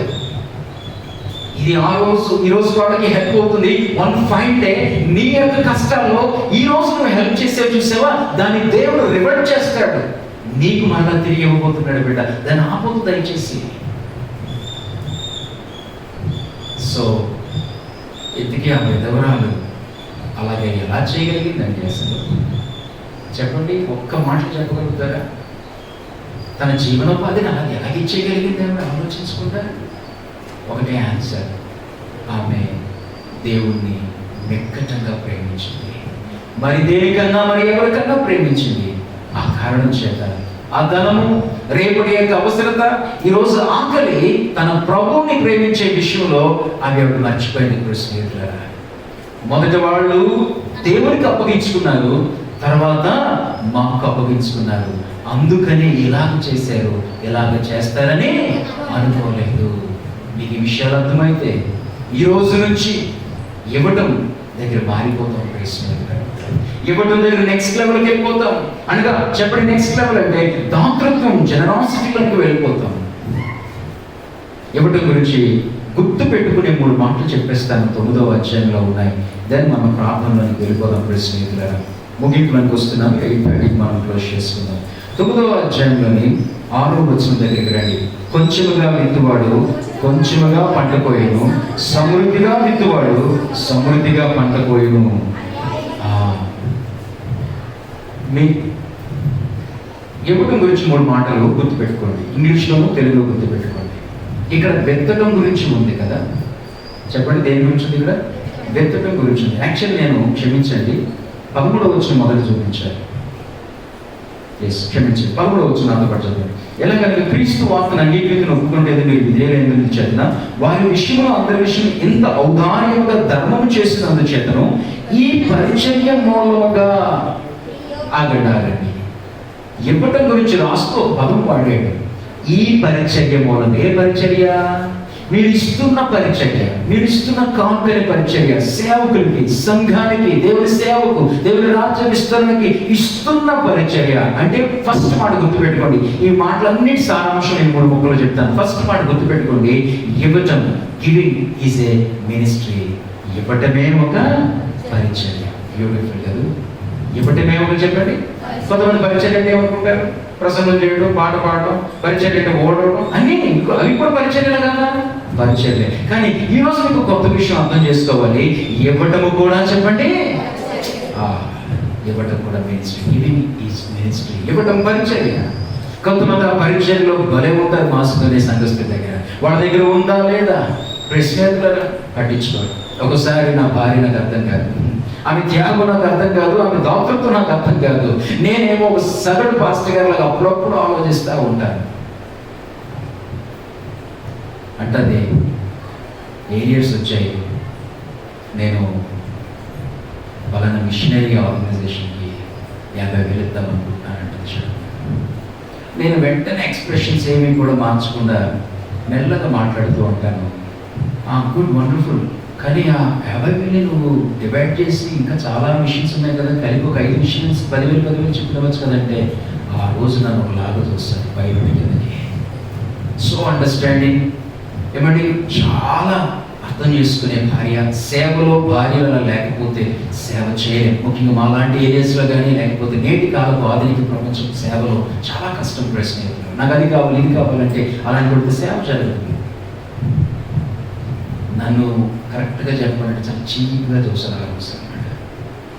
అని చెప్తాను, నో, నేను ప్రార్థన చేసుకుంటున్నప్పుడు ఫలానాది రావాలని అనుకున్నప్పుడు నేను ఫిక్స్ అయిపోయాను, నెక్స్ట్ టైం వాళ్ళకి ఇస్తాను. బట్ ఈసారి మా ఆర్గనైజేషన్ నేను 50,000 నేను అంటాను 50,000 5కి డివైడ్ చేయి, 10 చెప్తున్నాను. అప్పుడు 5కి ఇచ్చేమన్నటువంటిది తమ సంతృప్తి ఉంటుందంటే నో. క్రిస్టియన్ అలాంటి ఎక్స్పీరియన్సెస్ చాలా చాలా చాలా తన జీవితం. FMBB ప్రతి అక్టోబర్ నెలలో కూడా మీకు తెలుసు లేదు, మాంటో అనేటువంటి తెగ పిల్లల కొరకు QMBలోని ఒక స్టాల్స్ ఏర్పాటు చేసి ఎగ్జిబిషన్స్ పెడతారు, లేకపోతే కార్నివల్ అంటారు, పెడతారు. ప్రతి సంవత్సరం నా భార్య ఒక 3 సంవత్సరాల నుంచి 4 సంవత్సరాల నుంచి ఆ యొక్క పువ్వులు మొక్కలు అంటే ఆర్కిడ్స్ అంటారు. ఒక్కొక్క మొక్క చాలా కాస్ట్ ఉంటుంది, 600 రూపాయలు ఉంటుంది ఒక్కొక్క మొక్క. ఫస్ట్ టైం మలేషియాలో తెప్పించింది, రెండోసారి బెంగళూరు తెప్పించింది. ఆ స్టాల్ ఏది పెట్టామో మీకు తెలుసు కదా, కార్నివల్లోని అంటే మీకు కృతజ్ఞత పండుగలు జరిగితే స్టాల్ పెడితే ఆ పెట్టింది వచ్చింది అన్ని ఇచ్చేయాలి కదా వాళ్ళకి. 4 సంవత్సరాల నుండి అందరికన్నా దాని బెస్ట్ ఎవరు స్టార్ట్ చేసింది. ఈ సంవత్సరం కార్నివల్ అక్కడ పెట్టాల, కానీ ఆన్లైన్లో పెట్టారు. మీకు తెలుసు లేదా విషయం, ఆన్లైన్లోని వర్చువల్ ఆప్షన్స్ వేశారు. మాకు ఆ టైంలో చాలా బిజీ అయిపోయాం పరిచయ పరంగా. అయితే తనకు తెలిసే విషయం అంటే ఈ సంవత్సరం మనం ఏమీ ఇవ్వలేదు పరిస్థితులు బట్టి, బట్ నాకు ఏదైనా ఇవ్వాలనిపిస్తుంది. నేను మాత్రం డిసైడ్ చేసుకున్నాను వాడికి 10,000 ఇవ్వాలని. నాకు అన్ని ఆశ్చర్యమే. కోవిడ్ టైంలో, చర్చెస్ లేని టైంలో, ఆఫరింగ్స్ లేని టైంలో ఇదేంటి తిన్నా మాట్లాడుతుంది. ఏమంటే నేను కోవిడ్ బారిన పడి బయటకు వచ్చాను, నా కుమార్తె కోవిడ్ బారిన బయటపడి వచ్చింది. తర్వాత నా కుమార్తె చిన్నదే, మాస్టర్ గారు వాళ్ళ బాబు గారి ఏజ్ అనమాట. వీళ్ళిద్దరు ఎక్కడో క్లాస్మేట్స్, 2nd క్లాస్లోనో 1st క్లాస్లోనో ఎక్కడో క్లాస్మేట్స్ వీళ్ళిద్దరు కూడా అనమాట. సో దాని తర్వాత నా భార్య కోవిడ్ నుంచి బయటపడింది. నా మామగారు మాస్టర్ గారు వాళ్ళ నాన్నగారు కోవిడ్ బారిన పడి, ఆయన 86 years, షుగర్ బీపీ లేవు, కోవిడ్ బారిన పడ్డాడు, బయటకు వచ్చాడు. తర్వాత ఆయన చనిపోయాడు. ఆల్మోస్ట్ లైక్ 3 lakhs వరకు అయిపోయింది. ఏంటి ఇలాగా బయటికి వ్యక్తపరచలేదు, ఎందుకంటే చీప్ అయిపోతుంది దాని దగ్గర. ఒక సేవకుడు అయ్యుండి మిషన్స్ మధ్య మాట్లాడడానికి వెళుతూ మీకు నేను బోధిస్తుంటే మీరు ఏమనుకుంటా ఉంటారు, ఒక సబ్జెక్ట్ ఏదో తీసుకెళ్తూ ఉన్నారు, అర్థమయ్యే రీతిలో కొత్త కొత్త విషయాలు మాకు అర్థమయ్యా అన్నట్టు మీరు అనుకుంటున్నాం. నా గురించి ఏదో మీ లెవెల్స్ వేరేగా ఉంటాయి అప్పుడు. అందుకనే నేనేం ఎక్స్ప్రెస్ చేయలేదు ఈసారి. అనుకోకుండా మా యొక్క జూమ్ మీటింగ్లో నేను అనౌన్స్ చేశాను, ఇలా జరుగుతుంది, మనం ఎప్పుడు ఇచ్చేవాళ్ళం. పాస్టర్ గారు ఇలాంటి పరిస్థితుల్లో తను ఏదో అనుకుంటున్నారు, మీరు ఎవరైనా జాయిన్ వచ్చి మీకు అలవాటు చెప్తున్నాను. పిల్లలు, ఒక అమ్మాయి ఇంజనీరింగ్ చదివి పాత్రలో ఉద్యోగం చేస్తూ ఉంది BPOలోని. ఆ అమ్మాయి దాచుకున్న డబ్బులు, వాళ్ళ బ్యాక్గ్రౌండ్ చాలా సింపుల్ బ్యాక్గ్రౌండ్. ఆ అమ్మాయి దాచుకున్న డబ్బులు తీసుకొచ్చి 6,500 రూపాయలు కాయిన్స్, సింపుల్ నోట్స్ 10 రూపాయలు అలాంటివి తీసుకొచ్చి మార్చి 6,500 రూపాయలు నాకు ఇచ్చింది. ఈలోపు విజయవాడ సంఘం ఒకటి ఉంది, అక్కడ ఎవరో పిల్లోడు వాడికి తెలియదు, బట్ అన్న నేను ఎవరికో మిషనరీస్కి ఇద్దాం అనుకుంటున్నాను, కానీ ఫోన్ చేస్తుంటే ఎవరు రెస్పాండ్ అవ్వట్లేదు, మీకు పంపించేస్తున్నానన్న, మీరు ఎవరికైనా ఇచ్చేయండి అని అన్నాడు. సర్ప్రైజ్. నా భార్యకు ఒక అలవాటు ఉంది, చెడ్డ అలవాటు. ఊరికనే అన్నాను కాదు, మంచి అలవాటు. విన్నాక అదేం చెడ్డ అలవాటు అంటారు, మంచి అలవాటు. బట్ సరదాగా మాటను ఉపయోగించాను నేను. ఆమె ఎప్పుడు కూడా దేవుడికి ఇచ్చేటువంటి పరిస్థితుల్లో రౌండ్ ఫిగర్లు చేస్తూ ఉంటారు అనమాట. అంటే ఉదాహరణకి సంఘం నుంచి పలానా వాళ్ళకి ఏదైనా ఇవ్వాలని అనుకునేటప్పుడు అది ఒకవేళ 18,000 అనుకోండి, ఆమెకి 2,000 యాడ్ చేయడం ఇష్టం అనమాట. సేవకులకి రౌండ్ ఫిగర్స్ ఇవ్వడం వాళ్ళకి ఇష్టం, మిషనరీస్కి రౌండ్ ఫిగర్ ఇవ్వడం ఇష్టం. మొత్తానికి నేను అనుకున్నాను ఏదో రౌండ్ ఫిగర్ చేస్తుంది అని అనుకుంటే మొత్తం 25,000 తీసుకెళ్ళి నేను వాళ్ళ చేతిలో పెట్టొచ్చాను స్నేహితులుగా. హల్లెలూయా. మీ మహిమ కొరకు, దేవుని మహిమ కొరకు, మీ యొక్క ప్రోత్సాహం కోసమే ఈరోజు మా గురించి నేను చెప్తున్నాను తప్ప ఇందులో ఎక్కడా వేరే పరిస్థితులు ఏం లేదు. సబ్జెక్ట్లో భాగంగా చెప్తున్నాను. చెప్పండి, గివింగ్ ఈజ్ ఎ మినిస్ట్రీ. ఇవ్వటము అన్నది చెప్పండి పరిచర్య. రెండోది ఇవ్వటం అన్నది 6వ వచనం ప్రకారము, ఇవ్వటము అన్నది ప్రశ్నేతులరా విత్తటం. Giving is reaping. ఇవ్వటం అన్నది విత్తటం. నువ్వు ఎంత విత్తావో సేమ్ చెప్పండి అంతే పంటను కోస్తావు. నా జీవితంలో 24 సంవత్సరాలు నా మినిస్ట్రీ యొక్క వయసు, ఏ రోజు కూడా స్నేహితులు నాకు ఒక ఇల్లు ఉండాలని నేను ఆశపడలేదు. గృహప్రవేశానికి వెళ్ళినప్పుడు నాకు కూడా ఒక ఇల్లు ఉంటే బాగుండదు కూడా అనుకోలేదు. నిజంగా కంచరపాలెంలో ఉన్నది అమ్మ పేరు మీద ఉంది, కిందన ఇల్లు, పైనేమో చర్చ్ ఉంటుంది. చాలా సంవత్సరాలు అక్కడే ఉన్నాను. 2013 సీతమ్మ గారికి షిఫ్ట్ అయ్యాను నేను అక్కడి నుంచి. ఏ రోజు మేము ఇంటి గురించి ఆశపడలేదు, ప్రార్థన కూడా చేయలేదు. కానీ దేవుడు అద్భుతం. ఏం విత్తుతూ ఉంటామో దానికి తగ్గ పంట, ఎంత విత్తుతూ ఉంటామో దానికి తగ్గ పంట. ఒక్కసారి వెనక్కి తిరిగి చూసుకుంటుంటే స్నేహితులారా, ఈరోజు దేవుడు నిజంగా నేను చేసింది, నా కుటుంబం చేసింది, సంఘం చేసింది ప్రతి దాన్ని గుర్తుపెట్టుకున్నాడు, రిజిస్టర్ చేసుకున్నాడు. ఆశ్చర్యపోయే రీతిలోని 2018లో నాకు ఒక గృహాన్ని ఇచ్చాడు. ఎండాడులో డిసెంబర్ నెలలో నేను షిఫ్ట్ అవ్వబోతున్నాను సీతమ్మ గారి నుండి. నిజంగా అది నా ఊహకు మించింది, నా శక్తికి మించింది. నిజంగా ఇప్పుడు నేను ఆలోచిస్తుంటే నాకు అనిపిస్తూ ఉంది, ఏదైతే ఈమె చేస్తూ వచ్చిందో, ఏదైతే దేవుడి మనసుని ఇచ్చాడో, ఆయనే ఇచ్చిన మనసు ఆయనకే తిరిగి ఇవ్వటం నిస్వార్థంగా. స్నేహితులారా, మరలా నాకు ఆయన ఇవ్వాలి అన్న ఉద్దేశంతో కాకుండా అది నా బాధ్యత అన్న ఆలోచనతో ఇవ్వటము, అది ఆయనకి నచ్చినట్టు ఉంది. నిజంగా 2 days బ్యాక్ మా పెద్దక్క నాతో మాట్లాడుతూ ఉంటుంది విలయ నుంచి. పిన్నికి చెప్పాను రా, చాలా సంతోషించింది. దైవ సేవకుడు మనందరికన్నా ఉన్నతంగా ఉండాలమ్మా, దేవుడు ఉంచుతాడమ్మా. ఆ మాట చాలా సంతృప్తినిచ్చింది. స్నేహితులారా, ఈ మాటలు చెప్పడం ఉద్దేశం, గివింగ్ ఈజ్ మినిస్ట్రీ. ఇవ్వటం పరిచర్య. ఇవ్వటం చెప్పండి స్నేహితులారా, అది పంటను కొయ్యటం. అండ్ ఫైనలీ 13వ వచనంలోనే మరలా అక్కడ రాస్తూ అంటాడు, 13వ వచనంలోనే దాని గురించి ఒక మాట అన్నాడు, ఈ పరిచర్యలో మీ యోగ్యత కనబడినందున వారు దేవుని మహిమపరుచున్నారు. Giving is glorifying God. ఇవ్వటం అన్నది దేవుణ్ణి మహిమపరచు. మరి దేవుని మహిమపరిస్తే తిరిగి మరలా ఆయనకి ఇవ్వడా? ఎస్. 3 విషయాలు ఇది గుర్తుపెట్టుకొని క్లోజ్ చేసుకుందాం. చెప్పండి, ఈరోజు ఇవ్వటం గురించి నేర్చుకున్న పాఠాల్లో స్నేహితులారా మనం నేర్చుకుంటున్నాము. చెప్పండి, పుచ్చుకొనుడి కంటే, చెప్పండి స్టార్టింగ్ నుంచి రండి ఒకసారి కంక్లూడ్ చేద్దాం. పుచ్చుకొనుడి కంటే ఇచ్చుట ధన్యం.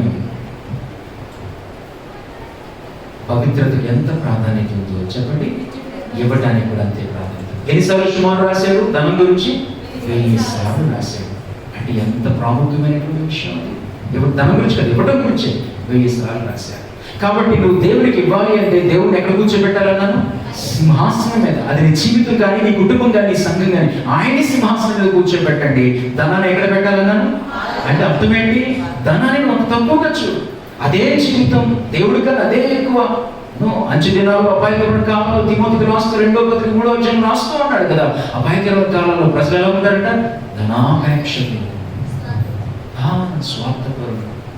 దేవుడిని కూర్చోబెట్టు, ధనాన్ని కిందన పెట్టు. అంటే అర్థం ఏంటంటే అది అవసరమే, నాకు అవసరమే, బట్ దాని మీద మనసు పెట్టద్దు, దేవుడి మీదే మనసు పెట్టండి. ఇంకా ఏం నేర్చుకుంటూ వచ్చామా చెప్పండి? దేవుడికి దాతృత్వం గురించి నేర్చుకున్నాం. ఈ యొక్క మాసిదోనియ సంఘం గురించి నేర్చుకున్నాం. వారు ఎలాంటి పరిస్థితుల్లో ఉండి ఇచ్చారు? శ్రమంలో ఉండి ఇచ్చారు. రెండోది నిరుపేదలే ఇచ్చారు. మూడోది ఇవ్వటంలో వారు దాతృత్వం. వారు ఆలాపు చేస్తారని అనుకోలేదు. దానికి రీజన్ ఏంటి? వాళ్ళు అలా చేయడానికి రీజన్ ఏంటి? దేవునికి పరిపూర్ణంగా అప్పగించుకున్నారు. సేవకులకు కూడా దేవుని చిత్తానుసారం అప్పగించుకున్నారు. అదే దేవుడిని ఎవరు వెంకటంగా ప్రేమిస్తారో, నీతి భక్తి పవిత్రతలో ఎదుగుతూ ఉండగా ఇవ్వటంలో కూడా వాళ్ళు ఎదుగుతారని చెప్పేసి ఆ యొక్క విధవరాలైనటువంటి స్త్రీ గురించి మనం నేర్చుకున్నాం. అండ్ ఫైనలీ ఇవ్వటం గురించి 3 విషయాలు నేర్చుకున్నాం. జక్కయ్యను వదిలేసిన మధ్యలో జక్కయ్య యొక్క మార్పు చెప్పండి ఎలా చూపించాడు? గుబ్బులి ఇవ్వటం ద్వారా. నా మార్పు సరైనదే, నా హృదయ తీసి సరైనదే అని చెప్పి ఇవ్వటం ద్వారా తన మార్పు రుజువు చేసుకున్నాడు. మారు మనసు గురించి కూడా మాట్లాడుకున్నాం స్నేహితులు. సో 3 మాటలు ఆఖరిగా ఇవ్వటం పరిచర్య. చెప్పండి, ఇవ్వటము పరిచర్య. రెండోది ఇవ్వటం అన్నది ఏమంటే పంట కోస్తున్నట్లు అన్నమాట. ఏమి విత్తేవో ఎంత విత్తవో దానికి సంబంధించినటువంటి ప్రతిఫలం మళ్ళీ తిరిగి పొందుకుంటాం. అనుమానం అస్సలు పడకండి. అయితే ఎలాంటి మనసుతో ఇస్తున్నాం అనేది ప్రాముఖ్యం. మూడోది చెప్పండి, ఇవ్వడం అన్నది దేవునికి మహిమ అన్న విషయాన్ని మనం జ్ఞాపకం పెట్టుకుందాం. ఫారినర్స్ ఉంటారు, వాళ్ళకు ఉన్న అలవాటు ఏంటో తెలుసా? చిన్నప్పటి నుంచి పిల్లలకి, క్రిస్టియన్ పిల్లలకి, చర్చ్కి వెళ్ళేటువంటి పేరెంట్స్, దైవభక్తికి వెళ్ళినటువంటి పేరెంట్స్ వాళ్ళ పిల్లలకి 3 విషయాలు నేర్పిస్తారు. గుర్తుపెట్టుకోండి. ప్రీచింగ్, యేసయ్య గురించి చెప్పాలరా, దేవుడి గురించి చెప్పాలరా. ప్రేయింగ్, నన్నే కాదు, నన్ను అడగడానికి ముందు దేవుడిని అడగాలరా నువ్వు. అండ్ మూడవది గివింగ్, ఇవ్వాలరా అని నేర్పిస్తారు. అందుకనే వాళ్ళలాగా మనం ఇవ్వలేము. అవునా కాదా చెప్పండి? వాళ్ళు ఇచ్చినట్లు, ఏమంటే వాళ్ళు ఇవ్వగలిగేటట్లు పేదలకు, అనాథలకు, వృద్ధాశ్రమాలకి, సేవకు ఆ దేశాలు ఇచ్చినట్లు మన దేశాలు అంతగా చెప్పండి చేయలేం. కారణం ఏంటంటే అది మధ్యలో వచ్చింది కాదు, అది ఇంట్లో బాల్య దినాల్లో వేసిన విత్తనము. చెప్పండి, ఒకటి ప్రీచింగ్, దేవుడి గురించి చెప్పరా. రెండోది చెప్పండి ప్రార్థన చేయి, నన్ను అడగడానికి ముందు దేవుడిని అడగరా, ప్రార్థన చేయి, ప్రేయింగ్. అండ్ మూడోది చెప్పండి గివింగ్, ఇవ్వడం నేర్చుకోవాలి. లండన్లో ఒక అద్భుతమైనటువంటి కపుల్ గురించి నేను విన్నాను. ప్రశ్న వాళ్ళు భార్యాభర్తలు వృద్ధాప్యంలోకి వచ్చేసారు. భారతదేశంలో ఒక రేడియో మినిస్ట్రీకి వాళ్ళు సపోర్ట్ చేస్తున్నారు. లివింగ్ వాటర్స్, జీవజల, అప్పట్లో మనం వినేవాడు. ప్రజెంట్ ఈయన ఎవరైనా షాలేం ఇజ్రాయెల్ గారు. ఆ సమయంలోని వాళ్ళు ప్రతి నెల కొంచెం డబ్బులు పంపించేవాళ్ళు, సంవత్సరానికి ఒకసారి కొంచెం ఫ్యూజ్ అమౌంట్ పంపించేవాళ్ళు. అటువంటి పరిస్థితుల్లో భార్య భర్త ఇద్దరు వాళ్ళు పండిస్తున్న పంట పొలంలోనికి వెళ్ళి వస్తూ ఉండగా కంకి లాంటిది ఆవిడ కన్నుకి, వృద్ధాప్యంలో ఉన్న ఆవిడ కన్నుకి కూర్చుంది డైరెక్ట్గా. దాంతో చూపు దెబ్బతింది. సో డాక్టర్స్కి చూపిద్దామని చెప్పి వెళితే మన రూపాయలు 2 లక్షల రూపాయలు అవుతుందన్నారు. ఆ సమయంలో భర్త ప్రిపేర్ అవుతూ ఉన్నాడు, నేను నీకు ఆపరేషన్ చేపిస్తాను, కానీ ఆ మంది వద్దండి, ప్రార్థన చేద్దాం. ఆ 2 లక్షలు మనం భారతదేశంలో లివింగ్ వాటర్స్, జీవజలాలకు పంపించేద్దామని చదివి అన్నాడు. అలాగే ఆయన ఆశ్చర్యపడింది, ఇచ్చిపెట్టినట్టు మాట్లాడుతుంది ఏంటి అని. కానీ అలాగే చేసేవాడు. ఆమె ఆపరేషన్కి వెళ్ళలేదు. ఆపరేషన్కి అయ్యే ఖర్చుని 2 లక్షలు స్నేహితులరా వారు జీవజలాలకు పంపించారట. వాళ్ళలాగా మనం చేయగలుగుతామా? ఇలాగ చేయగలగాలి అంటే చెప్పండి, సంపూర్ణంగా నిన్న మాట్లాడుకున్నట్లు ఏమంటే ఆయనకి ఇచ్చే అర్పణంలో సజీవయాగంగా మనల్ని మనం చెప్పండి దేవునికి అర్పించేసుకోవాలి. అలాగే ఎప్పుడు అర్పించుకోగలుగుతామంటే, నేను ఇంకనూ పాపమై ఉండగా ఆయన నన్ను ప్రేమించాడు. ఎంతగా ప్రేమించాడు చెప్పండి? ప్రాణం పెట్టినంతగా ప్రేమించాడు. అది ఐడెంటిఫై చేసిన రోజు ఆ కృతజ్ఞత, గ్రాటిట్యూడ్ మనలో ఉన్నప్పుడు మరి ఎవరికన్నా, మరి దేనికన్నా ఆయన్ని ఎక్కువగా ప్రేమిస్తాం. ఆయన ఎక్కువగా ప్రేమించినప్పుడు నేను ఆయనకు రుణపడి ఉన్నానన్న సంగతి అర్థమవుతుంది. ఆయన రుణాన్ని తీర్చుకునే విషయంలో సాక్షిగా ఉండాలని, సాక్రిఫైస్ చేయాలని, ఆయన పని చేయాలని, దాంతోపాటు ఆయనకి నేను చెప్పండి ఇవ్వాలి అని కూడా పాఠాలు నేర్చుకుంటాం. రాత్రికాల సమయంలో లేచి తలలో వచ్చి కళ్ళు మూసుకొని నిన్న దినంలాగా ప్రార్థనతో ముగించుకొని ముందుకు వెళ్దాం. 2 మాటలు మీరు నిలబడితే చెప్పి నేను సేవకునికి సమయాన్ని అప్పగిస్తాను, అమ్మాయిని అప్పగిస్తాను. తలలో ఉంచుదాం. ఇవ్వడం గురించి చాలా స్పష్టంగా తెలిసిన మాటల్లాగే ఉన్నాయి, కానీ తప్పకుండా అది భిన్నమైన కోణమే అయి ఉండాలి. జక్కైని మా ముందుకు తీసుకొచ్చాను.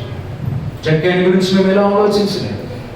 ఆయన మాకు సరైనదే అన్నది ఆయన గుంపులు ఇవ్వటం ద్వారా, ఆయన తిరిగి ఇచ్చివేయడం ద్వారా, పుచ్చుకునేటువంటి అనుభవం నుంచి ఇచ్చివేయడం, ఇవ్వటం అనే అనుభవానికి వచ్చేసాడు. నెక్స్ట్ లెవెల్కి వెళ్ళిపోయాడు. ఎన్ని సంవత్సరాలు అయింది నేను రక్షించబడి, ఎన్ని సంవత్సరాలు అయింది దేవుని ప్రేమను రుచి చూసి, ఎన్ని సంవత్సరాలు అయింది మందిరానికి వచ్చి నేను ఎలా ఇస్తున్నాను? దేవుని పరిచయం, దేవుని యొక్క పరిచయం, సంఘ అవసరతలకు ఏ దృక్పథంతో ఇస్తున్నాను? దేవుడు నాతో మాట్లాడాడు అని మీకు అనిపిస్తే, ఈ మాటలు ఈ సేవకులు కాదు, ఈ మాటలు దేవునివే అని మీరు ఐడెంటిఫై చేయగలిగితే, మీరు గుర్తుపట్టగలిగితే, మీ బైబిల్స్ని సీట్లో చైర్లో పెట్టి మీ 2 చేతులు జోడించాలి. ప్రియ స్నేహితులారా, మీరు ప్రార్థన కూడుకున్న ప్రతిసారి కూడా ఈ భంగిమను మర్చిపోవద్దు. నిజంగా ఏమన్నా ఎలా పెడతారో నిలబడవద్దు దయచేసి. ఒక విగ్రహం ముందే, ఒక రాయి ముందే, ఒక రప్ప ముందే, ఒక పుట్ట ముందే 2 చేతులు జోడించి అంత భక్తి శ్రద్ధలతో వాడు నిలబడినప్పుడు మనము జీవగల దేవుణ్ణి మనం సేవిస్తున్నాం, పూజిస్తున్నాం, స్తుతిస్తున్నాం, ఆరాధిస్తున్నాం. నిజంగా ఆయనతో మాట్లాడే ప్రతిసారి కూడా ప్రియ స్నేహితులారా, ఆయన్ని స్తుతించి ఆరాధించే ప్రతిసారి కూడా 2 చేతులు ఎత్తడం కానీ 2 చేతులు జోడించడం కానీ చేద్దాం. నిజంగా దేవుడు నాతో మాట్లాడాడు అని మీరు ఫీల్ అవుతున్నట్లయితే నిజమే, ఇవ్వటంలో నేను వెనకంజ వేశాను, ప్రభువు నన్ను మన్నించండి. మీరు శ్రీమంతుడై ఉండి నన్ను ఆధ్యాత్మికమైన ధనవంతుడిగా చేయటం కొరకు మీరు దరిద్రుడిగా మారిపోయారు. ఆధ్యాత్మికమైనటువంటి భాగ్యవంతురాలు మీరు నన్ను చేశారయ్యా. మీకు వందనాలు, మీకు స్తోత్రాలయ్యా. నా మారు మనసు పరిపూర్ణంగా జరిగేటట్లు నాయన, నా యొక్క దృక్పథాలు, నా అభిప్రాయాలు అన్నిటి మీద, ముఖ్యంగా ధనం మీద కూడా మారేటట్లు తండ్రి నాయన. ఇక నుంచి దేవుని పరిచర్యకు, దేవుని రాజ్య విస్తరణకు తండ్రి నాయన, దేవుని సేవ నిమిత్తం ఇచ్చేటప్పుడు తండ్రి నాయన లెక్కలు వేసుకోకుండా అనే సభ్యురాల్లా కాకుండా తండ్రి నాయన, సారేపల్లి విధవరాలులాగా తండ్రి నాయన మొదటిది మీకు ఇవ్వడానికి తండ్రి నాయన, ఆ యొక్క తండ్రి నాయన ఆ విధవరాలు తన జీవనమంతా ఇచ్చినట్లు ప్రభావం అయిన తండ్రి నాయన, ఆ మాసిదోనియా సంఘస్థులాగా విశాఖపట్నంలో మేము అలా ఇవ్వడానికి తండ్రి నాయన మీ కృప మాకు దయచేయండి. ఇంతవరకు నేను చేసిన పొరపాట్లు ఇవ్వడంలో నన్ను మన్నించండి తండ్రి నాయన. ప్రార్థన చేసుకుందాం. సేవకులు మనం ప్రార్థన నడిపిస్తారు.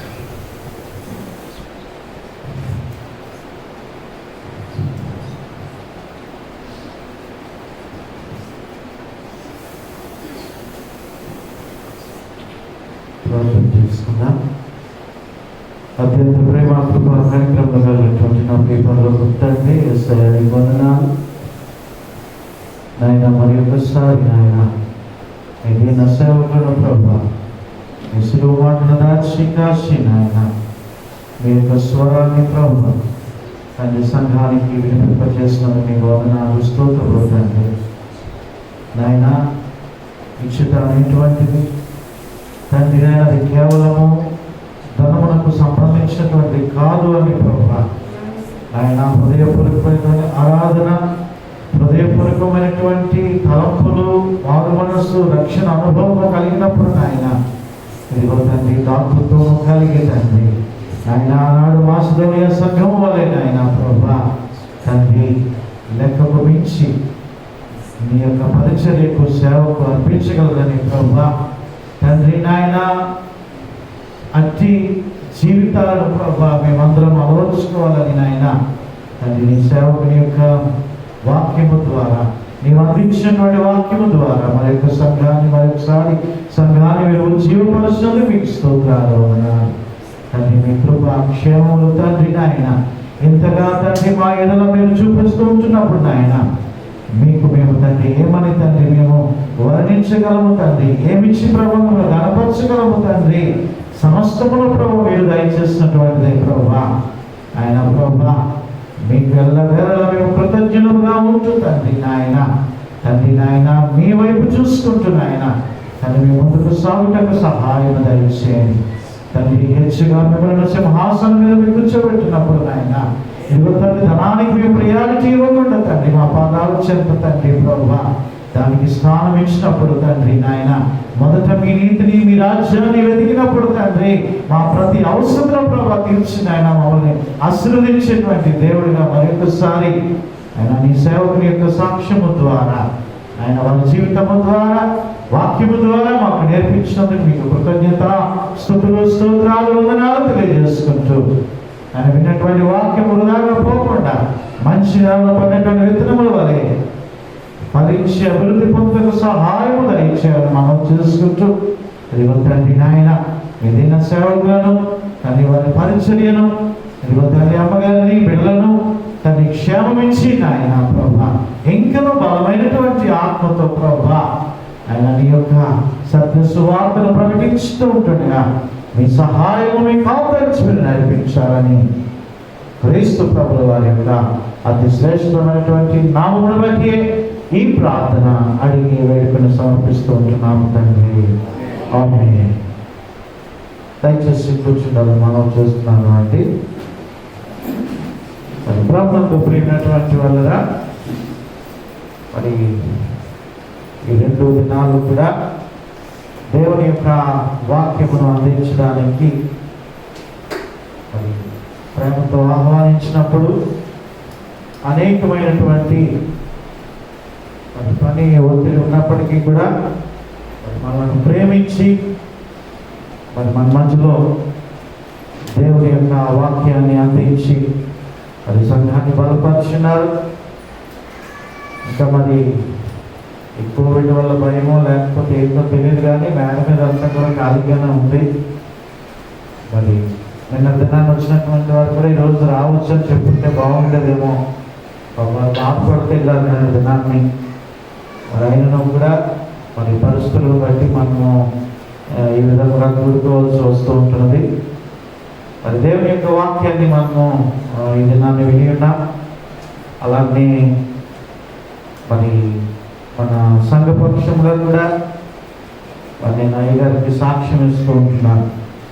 మరి మాసిడోనియా సంఘం వలె ఈ కోవిడ్ కాలంలో కూడా 8 నెలలు సంఘ పరిస్థితులు ఏ విధంగా ఉంటాయి, మరి ఏ విధమైనటువంటి పరిస్థితి అని ఆలోచన చేసినప్పుడు మరి మీలాగే వాక్యము చెప్పి కానుకల సేకరణ అని చెప్పి పాట పాడినప్పుడు మరి చాలామంది విశ్వాసులు ప్రభు సేవా భారాన్ని ఎరిగి మరి సంఘ పరిస్థితిని జ్ఞాపకం చేసుకుని విరివిగా మరి దేవునికి కానుకలు అందించడం ద్వారా కొంతమంది కాపురులకు మేము సహాయం చేయగలిగాం, కొంతమంది లేబిడి పరుచుకున్నటువంటి వారికి సహాయం చేయగలిగాం. మరి అంతమట్టుకే కాదు, కానీ ఇటువంటి పరిస్థితులు ఉండేటువంటివి కాదు. మరి భయంకరమైనటువంటి పరిస్థితుల్లో ఆరాధన చేసినటువంటి అనుభవాల్లో నుంచి వచ్చినప్పుడు మరి దేవుడు నిజంగా ఎక్కడి నుండి మాకు సహాయం కాదు, కానీ మరి మీరు చెప్పినట్లుగా పేదల దాతృత్వమే అత్యధికముగా ఉంటున్నదని మరి మీరు చెప్పిన ప్రకారముగా ఈనాడు మరి మేము మరి మీరు ఎలాగా మరి పోలీస్ డిపార్ట్మెంట్ నుంచి వచ్చినటువంటి వారు మరి మా తండ్రి గారు కూడా మరి హెడ్ కానిస్టేబుల్గా మరి పనిచేస్తూ మరి దేవుని పరిచయం పట్ల ఆసక్తి కలిగి మేము పోలీస్ ఫోర్స్లో ఉండేటువంటి వారము. ఆ తర్వాత ఆయన 98వ సంవత్సరంలో చనిపోయిన తర్వాత మరి ఆయన మంచి సువార్థికులుగా సేవాభారాన్ని కలిగి ఉండి మరి అమ్మ నాన్నగారు మరి తర్వాత ఆయన మరణించిన తర్వాత భయంకరమైనటువంటి పరిస్థితుల్లో మరి మలమూత్రాదులు వెళ్ళేటువంటి ఆ కాలువల పక్కన దేవుని ఆరాధించిన దేవుడు ఈ అన్య జనుల మధ్యన ఈ స్థలాన్ని దేవుడు చూపించాడు. ఒక్కొక్కసారి నిరాశపడినా ఏంటి ప్రభు ఇక్కడ చూపించామని అనుకున్నప్పటికీ మీరు చెప్పిన ప్రకారంగా ఒక ఛాలెంజింగ్గా అన్యజనుల మధ్యన దేవుని పరిచర్య చేయడానికి మరి ఒక పూరి పాత్రల వలె ఉండేటువంటి ఈ యొక్క స్థలాన్ని, ఒక మనిషి లోతులో ఉండేటువంటి స్థలాన్ని కనీసం గోడ కట్టుకోలేనటువంటి పరిస్థితుల్లో ఉండేటువంటి ఈ పరిస్థితుల్లో నుంచి మరి మాసిడోనియా సంఘంలో ఉన్నటువంటి విశ్వాసుల వలె సంఘ విశ్వాసులందరూ వారి శక్తికి మించి వారు దేవునికి అర్పణలు అర్పించడం ద్వారా ఈ రీతిగా మనం నిలవబెట్టుకోగలిగినామంటే మరి నిజంగా దేవుని యొక్క కృప. మరి ఆ విధముగా ప్రతి ఒక్కరూ కూడా మరి దేవుని పరిచర్య కొరకు మరి ముందుకు సాగాలని మీరు దేవుని వాక్యం ద్వారా హెచ్చరించుకుంటున్న దాన్ని బట్టి మరొకసారి మరి మా సంఘ పక్షముగా మరి నా పక్షముగా మరి హృదయపూర్వకమైనటువంటి వందనాలు తెలియజేస్తూ ఉంటున్నాను. మరి అదే దినాన్ని స్తుతి యాగం అనేటువంటి దాని గురించి తెలియజేస్తున్నారు.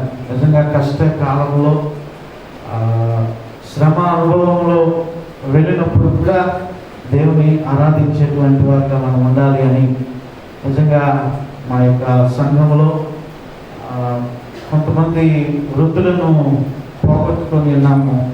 ఆయనను వారి వయసు మీద పడింది కాబట్టి అది వేరే విషయం, కానీ మరి ఒక బలమైనటువంటి యవనస్తుడు మరి నాకు సహకారిగా ఉన్నటువంటి తమ్ముడుగా మా సంఘ కుటుంబాలకు పరిచయమైనటువంటి అందరికీ కూడా నోట్లో నాలుగులా ఉండేటువంటి మరి డేవిడ్సన్ అనేటువంటి ఒక యవనస్తుడు మరి ప్రభు యొక్క సన్నిధికి ఆయన చేరి ఉన్నాడు. అది నిజంగా సంఘానికి ఎంతో బాధాకరమైనటువంటి విషయము.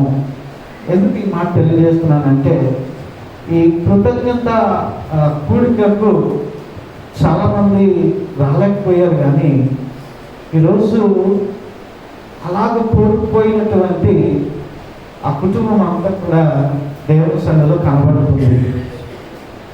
మరి నిజంగా సభల దైవమ్మ గారు, ప్రశాంతి, రమ, మేరీ గారు వాళ్ళ కుటుంబాలు కనబడుతున్నప్పుడు నిజంగా నిన్న మీరు చెప్పినటువంటి స్థితి యాగం అనేటువంటిది కరెక్ట్గా వారికి సరిపోతుంది అని మరి నేను తెలియజేస్తున్నాను. ఎందుకంటే ఈ పరిస్థితుల్లో కూడా మరి చక్కని చిన్నారి బిడ్డలు ఇద్దరు మరి అవసరమైనటువంటి భార్య ఆయనను కూడా ఈ కృతజ్ఞత పండుగలో పాల్గొన్నారు.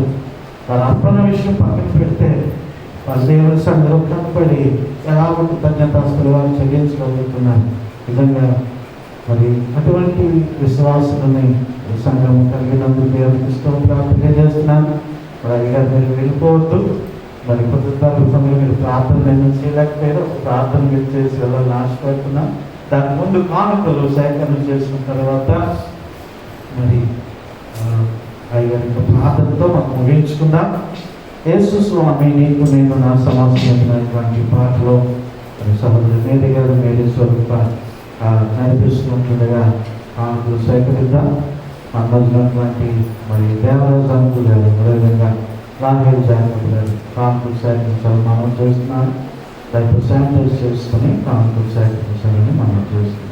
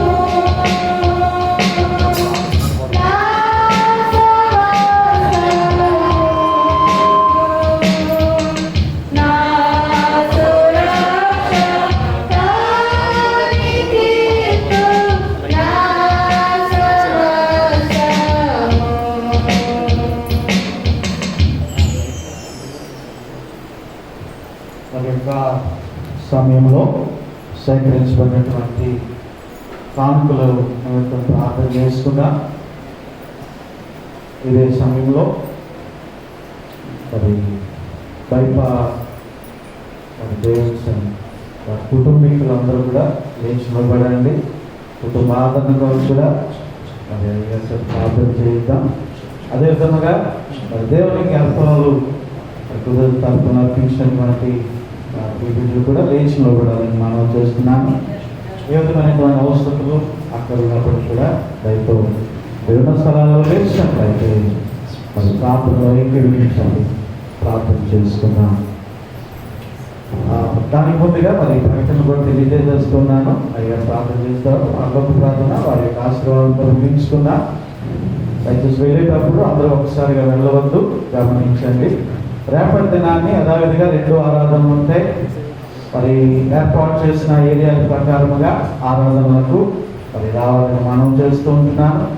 అదేవిధంగా ఈ దినాన్ని మీ భర్తలు బిడ్డలు మరి దేవుని సన్నిధికి రాలేకపోయినారు కాబట్టి మరి యూట్యూబ్లో మరి ఈ దిన వాక్యాన్ని పంపిస్తున్నాను కాబట్టి దయచేసి దాన్ని వినిపింప చేయండి, దయచేసి గమనించాలని మరి మనవి చేస్తూ ఇక్కడ ముగిస్తున్నాను. ప్రార్థన ఆశీర్వాదంతో నేటి ఆరాధన ముగించుకుందాం. అదేవిధంగా మరి ప్రతి సంవత్సరం కూడా మనం స్టాల్స్ పెట్టేటువంటి వారము, మరి బిర్యానీ ప్యాకెట్స్ చేసేటువంటి వారం, కానీ ఈ సంవత్సరం ఆ 2 కూడా క్యాన్సిల్ చేశాం. మరి ఆత్మతో సత్యంతో దేవుని ఆరాధించడం చాలు అని అనుకున్నాం. మరి అయినా ఒకసారి మనం గుర్తు చేయడానికి కుమారమ్మ గారు మరి పరిచారకురాలు కుమారమ్మ గారు మరి ఈ ఫ్రూట్స్ అన్నీ కూడా తీసుకొచ్చి ఒకసారి మనకి అన్నీ గుర్తు చేస్తారు. మరి వారికి కూడా వందనాలు తెలియజేస్తూ ఉంటున్నాను. సమయంలో ప్రార్థన చేసుకుని మరి పరలోక ప్రార్థన మరి అయ్యారి యొక్క ఆశీర్వాదంతో నేను ఆరాధన ముగించుకుని ప్రార్థన చేసుకున్నాం. సకల ఆశీర్వాదములకు కారణం అత్యంత కృపా కనికర వాత్సల్యతలను మా పట్ల చూపిస్తున్నాము. లేదా ఏ మంచి లేని మమ్మల్ని అందరినీ ప్రేమించి వెలికి రక్షించి అయా తండ్రి అని పిలిచేటువంటి ఒక భాగ్యాన్ని మరియు నిత్య రాజ్యానికి వారసులుగా మమ్మల్ని చేసినందుకు మీకు వందనాలు, మీకు స్తోత్రాలు మేము తెలియజేస్తున్నాం. ప్రత్యేకంగా నాయన ఎక్కడ వారమో అందరము క్రీస్తు యేసుని బట్టి సమీపస్తులుగా చేయబడ్డాము. ఇక్కడ ఉన్నటువంటి తండ్రి నాయన ఈ సంఘ బిడ్డలు కూడా ప్రభు కొన్ని సంవత్సరాల క్రితము నీ దాసుడు ఎవరో వారెవరు, కానీ అనాది కాల సంకల్పంలో భాగంగా తండ్రి నాయన ఈ ప్రాంతాన్ని మీరు ప్రేమించి తండ్రి నాయన నశించిపోతున్న ఈ బిడ్డలను విగ్రహారాధన నుంచి విడిపించి నామకాంత పరిస్థితి విడిపించి ఆత్మా సత్యం అనే అనుభవంలోనికి వారు నడిపించినందుకు సంఘముగా సమకూర్చినందుకు నీకు వందనాలు, నీకు స్తోత్రాలు తెలియజేస్తున్నాను. తండ్రి నీ యొక్క సేవకుడు మరియు వారి కుటుంబము తండ్రి వారు పడిన ప్రయాసకి ప్రతిఫలం ఈరోజు చూస్తూ ఉన్నాను తండ్రి. నీకు వందనాలు, నీకు స్తోత్రాలు. ప్రత్యేకంగా తండ్రి ప్రభుని ఈ కోవిడ్ టైంలో తండ్రి నైనా సంఘాన్ని సేవకుల కుటుంబాన్ని మీరు జ్ఞాపకం చేసుకొని తండ్రి నైనా వారికి అనుగ్రహించిన ప్రతి స్థితిగతులను బట్టి నీకు వందనాలు, స్తోత్రాలు. అదే సమయంలో బాధాకరమైనటువంటి 1-2 విషయాల్లో కొంతమంది వయసును బట్టి కానీ తండ్రి ప్రభు ఒక యవనస్తుడి గురించి ప్రభు విన్నాము తండ్రి. మరి చాలా చిన్న వయసులో ఈ కుమారుడు లోకాన్ని విడిచిపెట్టాడు. అటువంటి పరిస్థితుల్లో కూడా ప్రభునైనా కుటుంబము తండ్రి మానక తండ్రినైనా నేను నిందించగా తండ్రి ప్రభునైనా తండ్రి ఈ రోజు నీ సన్నిధిలో కనబడడం గొప్ప విషయం తండ్రి. వారిని బట్టి నీకు వేలాది వందనాలు తెలియజేస్తున్నాం తండ్రినైనా. ఆ బిడ్డలను ప్రభునైనా మీరు తండ్రి ఇప్పటికే మీరు ఎంతగానో ఆదరించి ఉంటారని నమ్ముతున్నాను తండ్రి. మామూలు మాటలు మనుషులు మాటలు ప్రభునైనా వారిని ఆదరించలేవు, వారి గాయాలను కట్టలేవు తండ్రినైనా. అయ్యా రక్షించబడిన వాడు అన్న ఒకే ఒక్క తండ్రి నైనా ఆలోచన దగ్గర మాకు ఒక నిరీక్షణ ఉన్నది నాయన. నీ కుమారుని మరలా మేమందరం కలుసుకుంటాం తండ్రి ప్రభునైనా. అయ్యా తండ్రి నైనా ప్రభు తన యొక్క లోటుని మీరే మీ ప్రేమతో భర్తీ చేయవలసిందిగా ప్రార్థిస్తున్నాం తండ్రి. విడిచి వెళ్ళ కుటుంబాన్ని ఆదరించి ధైర్యపరిచి ముందుకు నడిపించవలసిందిగా ప్రార్థిస్తున్నాం. ఇటువంటి పరిస్థితుల్లో కూడా నేను ప్రేమించడానికి నైనా అయా నేను ఆరాధించడానికి తండ్రి నైనా నీ మందిరాన్ని ప్రభునైనా మానక తండ్రి విడవక తండ్రి నైనా వారికి ఇచ్చిన మనసును బట్టి నీకు వందనాలు, మీకు స్తోత్రాలు నేను తెలియజేస్తూ ఉన్నాను. అట్లాగే ప్రభునైనా సంఘమంతటి క్షేమంగా ఉంచాలని స్తోత్రాలు. ఈ యొక్క తండ్రి నేను ఇయర్ ఈ యొక్క తండ్రి హార్వెస్ట్ ప్రభు నేను జరగడానికి మీరు కృప చూపించారని స్తోత్రాలు. 2 దినాలు నాకు ఇచ్చిన అవకాశాన్ని బట్టి ప్రభు నేను వాడుకునే విధానాన్ని బట్టి బిడ్డలతో మాట్లాడి బలపరుచుకున్న దాన్ని బట్టి నీకు వందనాలు చెల్లిస్తున్నాను. ఇదిగో బిడ్డలు తీసుకొచ్చినటువంటి అమూల్యమైన కానుకల కొరకు ప్రార్థిస్తున్నాను తండ్రి ప్రభునైనా. తండ్రి వాటిని ఆశీర్వదించండి. వారి యొక్క గుప్పిళ్ళతో పాటు వారి హృదయపు అవసరతలు వారి జీవిత కొరతలు కూడా మీకు తెలుసు కాబట్టి తండ్రి క్రీస్తు యేసు మహదైశ్వర్యంలో తండ్రి ప్రతి బిడ్డ యొక్క అవసరత యేసు నామములో తీర్చమని ప్రార్థిస్తున్నాను తండ్రి. విద్య, ఉద్యోగ, వివాహాలు, గర్భఫలాలు తండ్రి ప్రభునైనా అయ్యా తండ్రి సమృద్ధి అయిన ఆర్థిక పరిస్థితులు తండ్రి మరియు ప్రభునైనా ప్రతి ఒక్క కుటుంబ సభ్యులకు ఆత్మ రక్షణ కూడా అనుగ్రహించమని ప్రార్థన చేస్తున్నాం. ఈ సంవత్సరం క్షేమంగా మేము అలాగే ప్రత్యేకంగా ఈ బిడ్డలందరూ కూడా ఈ సంవత్సరాన్ని క్షేమంగా దాటడానికి కావలసిన మీ కృపా సహాయం అనుగ్రహించమని ప్రార్థన చేస్తూ తండ్రి నేను ప్రభా ఇంకా సంఘ సేవ సరిహద్దులను మీరు విశాలం చేయండి తండ్రి ప్రభునైనా. ఈ సేవకుడు వారి కుటుంబాన్ని సహకరిస్తున్న ప్రతి కుటుంబ సభ్యులను, ప్రతి యవనస్తులను, స్త్రీ పురుషులను అందరినీ కూడా మీరు దీవించమని ప్రార్థన చేస్తూ తండ్రి నాయన రేపటి ఆరాధన కొరకు వారిని సిద్ధపరచండి. అయా తండ్రి మీ చిత్తం మీద మరొకసారి తండ్రి ఈ విధంగా కలుసుకుని కృపను కూడా అనుగ్రహించమని ప్రార్థన చేస్తూ తండ్రి నాయన మహిమ, ఘనత, ప్రభావాలు మీకు ఆరోపిస్తూ యేసు క్రీస్తు ప్రభు పేరిట ప్రార్థించి వేడుకుంటున్న మా పరమ తండ్రి.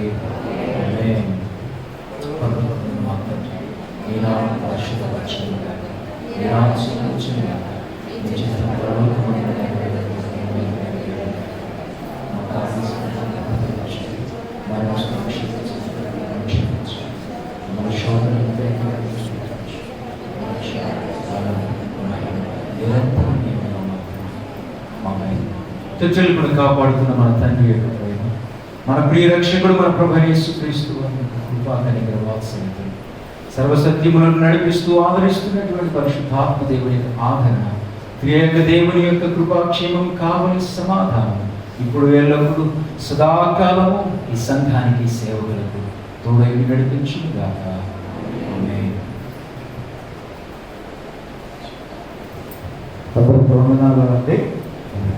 దయచేసి ఎక్కవలసిన కూర్చొని మనం చేస్తున్నాను.